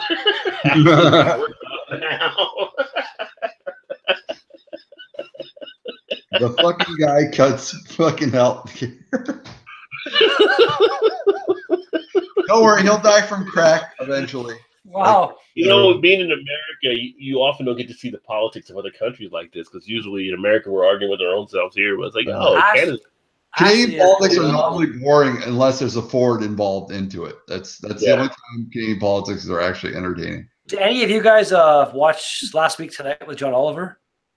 I have not. I don't usually watch that. Oh, but like the last one that came out, like it's generally focused mainly kind of on America and stuff, but he does like a bit of world stuff. And this time he went into the a little bit on the Saudi Arabia Canada thing, and he played like a thing of Prime Minister Trudeau being like, you know, like we're not going to back down, like we've always stood up for, and we always will stand up for, like the humanitarian issues in other countries around the world and stuff. And she goes back to John Oliver. He's like, that might not have sounded that bad, but that was basically him saying, him lighting a car on fire with Saudi Arabian gasoline, like flicking a fucking cigarette or something like that. It was really funny. It's like, if you guys don't watch that show, it's on every Sunday night at like 11 p.m. and I highly recommend it. It's so good. Well, I know the parliament in Ethiopia, I think it was Ethiopia, they started fist fighting each other. So that was like crazy in itself, but politics are politics. So, but I'm going to ask a beer question before you decide to go off air, Rod. Okay. Between the three of you guys, Joe, Rod, and Redbeard, and everyone lets everyone talk, which is cool. What was your beer of the summer? What was your highlight beer this summer? And I'll start with Joe. What was yours? Because he hasn't talked very much. I reviewed a beer last week that it's going up this upcoming next week. It was a sour IPA brewed with blueberries and hibiscus. First 5 on my channel. It was fucking amazing. As a beer I could drink, doesn't matter what it was, but perfect for summer. It was like 7%. It's from Hudson Valley. It was called Amulet. But one of they make mostly sour IPAs, which is a relatively new, like, actual style. Not like a dry hop sour, but an actual sour IPA. Fantastic. That was probably my best of the summer. Nice. Rod? I don't even think I have a beer this summer. So that's the thing. Like, I don't drink the same beers over and over again. I try to drink new beers. Yeah, but which one was which one stood out to you the most this summer? Well, I don't know if it was summer or if it was spring, but like Boss Tweed stood out. The other half that Joe sent, the double dry hop, stood out, but that was a little bit back more towards spring. I don't know if I have a bad memory. I just don't remember a lot because I drink so many different ones. Those two were distinguished in how they came out. The Full Earth was another good one that stood out from Old Nation. The Flapjacks Nuggets, that's like pancakes in a can. That was up there too. That was one of the better ones I've had this year. Those are kind of some of the more recent ones. Nice. Terry? I think I'm just looking at, like, kind of scrolling through here. I'm glad you picked me last, because when you said that, I was like, I have no fucking idea. I'm thinking probably the Lime Ginger Berliner Weiss by Collective Arts is my favorite summer beer that I've kind of good enough that I've bought a few of them. Is that because ginger's in the title? No, if anything, that generally keeps me away because I don't like to eat my own kind. But yeah, it's great. Like, you don't even really, the ginger's like not even really there. It's like the lime. It's like the beer is like sucking on a lime, and it's such a nice, awesome, well done sour beer that it just, like, for summertime, it works fucking beautifully. Nice. I will when I was in Cali, I've had a lot of vanilla stouts and a lot of vanilla black lagers. But I actually had a vanilla lager, straight up lager. It was called the California Van or something, Vanilla Van or something like that. And it was a microbrewery in LA that made it. And that was absolutely delicious. And it had a very light, crisp vanilla note. It wasn't overpowering. It wasn't like drinking a cappuccino. And it was in a lager. And it made, and I'm not a big fan of lagers, but it made that lager really enjoyable, especially with the 35-degree heat coming down on me. I thought that was incredible. The sound of even a vanilla black lager, you're saying you had a bunch. I never had that before. That sounds delicious. I love vanilla in stuff. I've had some vanilla stouts, but yeah, that sounds awesome. One thing I will say about the summer this year, though, is I've actually developed a little bit more of an appreciation of lagers as I tried some different ones. So I'm more of an ale than a lager guy, but I have found myself to like some of those a little bit more than usual. But that being said, that's what I got. And I think probably going to wrap up because we've been on for a while. Anything else you want to add from comments, Joe? No. Eric Gilbert says the Zodiac, the Omni Polo Zodiac. Which I am going to pick that up at some point. I never picked it up. But I want to do a review on that one. Yeah, that's his favorite. Hillbilly Wine said, "Hey Rod," and then you replied, and this says, "Same wherever you go." Oh, I think you might be talking about the actual politics. Yeah. Yeah, Ashley Sexton said, "Totally from Half Hours on Earth, Oak Age Dry Hop Sour with hibiscus and raspberries." And yes, I had that at the bottle share that Red Beer didn't come to. But we really enjoyed that one. Sorry, Red Beer. Sorry. Cool. Yeah, you're muted for some reason. Good. God damn it. No, I was gonna say, Zodiac is tasty, but not as good as that beer. Up to your, I believe it's you would be your right there, Joe. The can of Prodromus you got empty beside. Oh you. yeah. That I had. I think those are the only two beers I've had by them. But that fucking stout was unreal, man. Yeah, it was. It was like a liquid down melted candy bar in liquid form with like whatever it was, 11% alcohol. It tasted was about 6. Yeah, it was amazing. How are you guys sending it across the border without fucking getting in trouble? Because there's a bunch of whiskey guys that want to send me samples and they can never get them to me. I don't. I only sent a couple times back in the day, but I usually do beer trades in the U.S., not between Canada and the U.S., vice versa. It's the stupidest law in the world.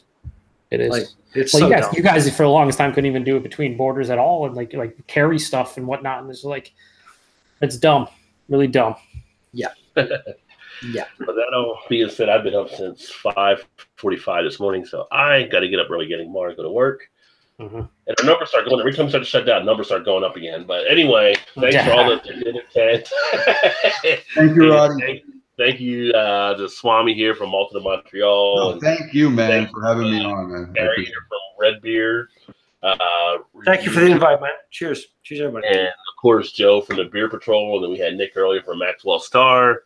And make sure you guys check out the channels. And in the chat, we had a lot of people chatting there too. And a lot of people have channels out there as well. So check out some of the people there. Click the 3 dots next to their name. Go to their channel. And we'll catch you guys next time. And thanks for everybody who participated. Oh, the last thing I was going to say, I promise I'm going to get better at replying to comments. I know a lot of you guys have stacked up comments out there I haven't replied to yet. It's just been busy working and running around, but I'll get those all answered and reply back. And definitely appreciate the feedback and the questions and all that stuff. So keep putting the comments out there, and I will get those caught up on everything. That all being said, thanks for swinging by. Keep drinking those good craft beers. Remember, there's always time. Get your beer on. Oh, we don't have Eric tonight.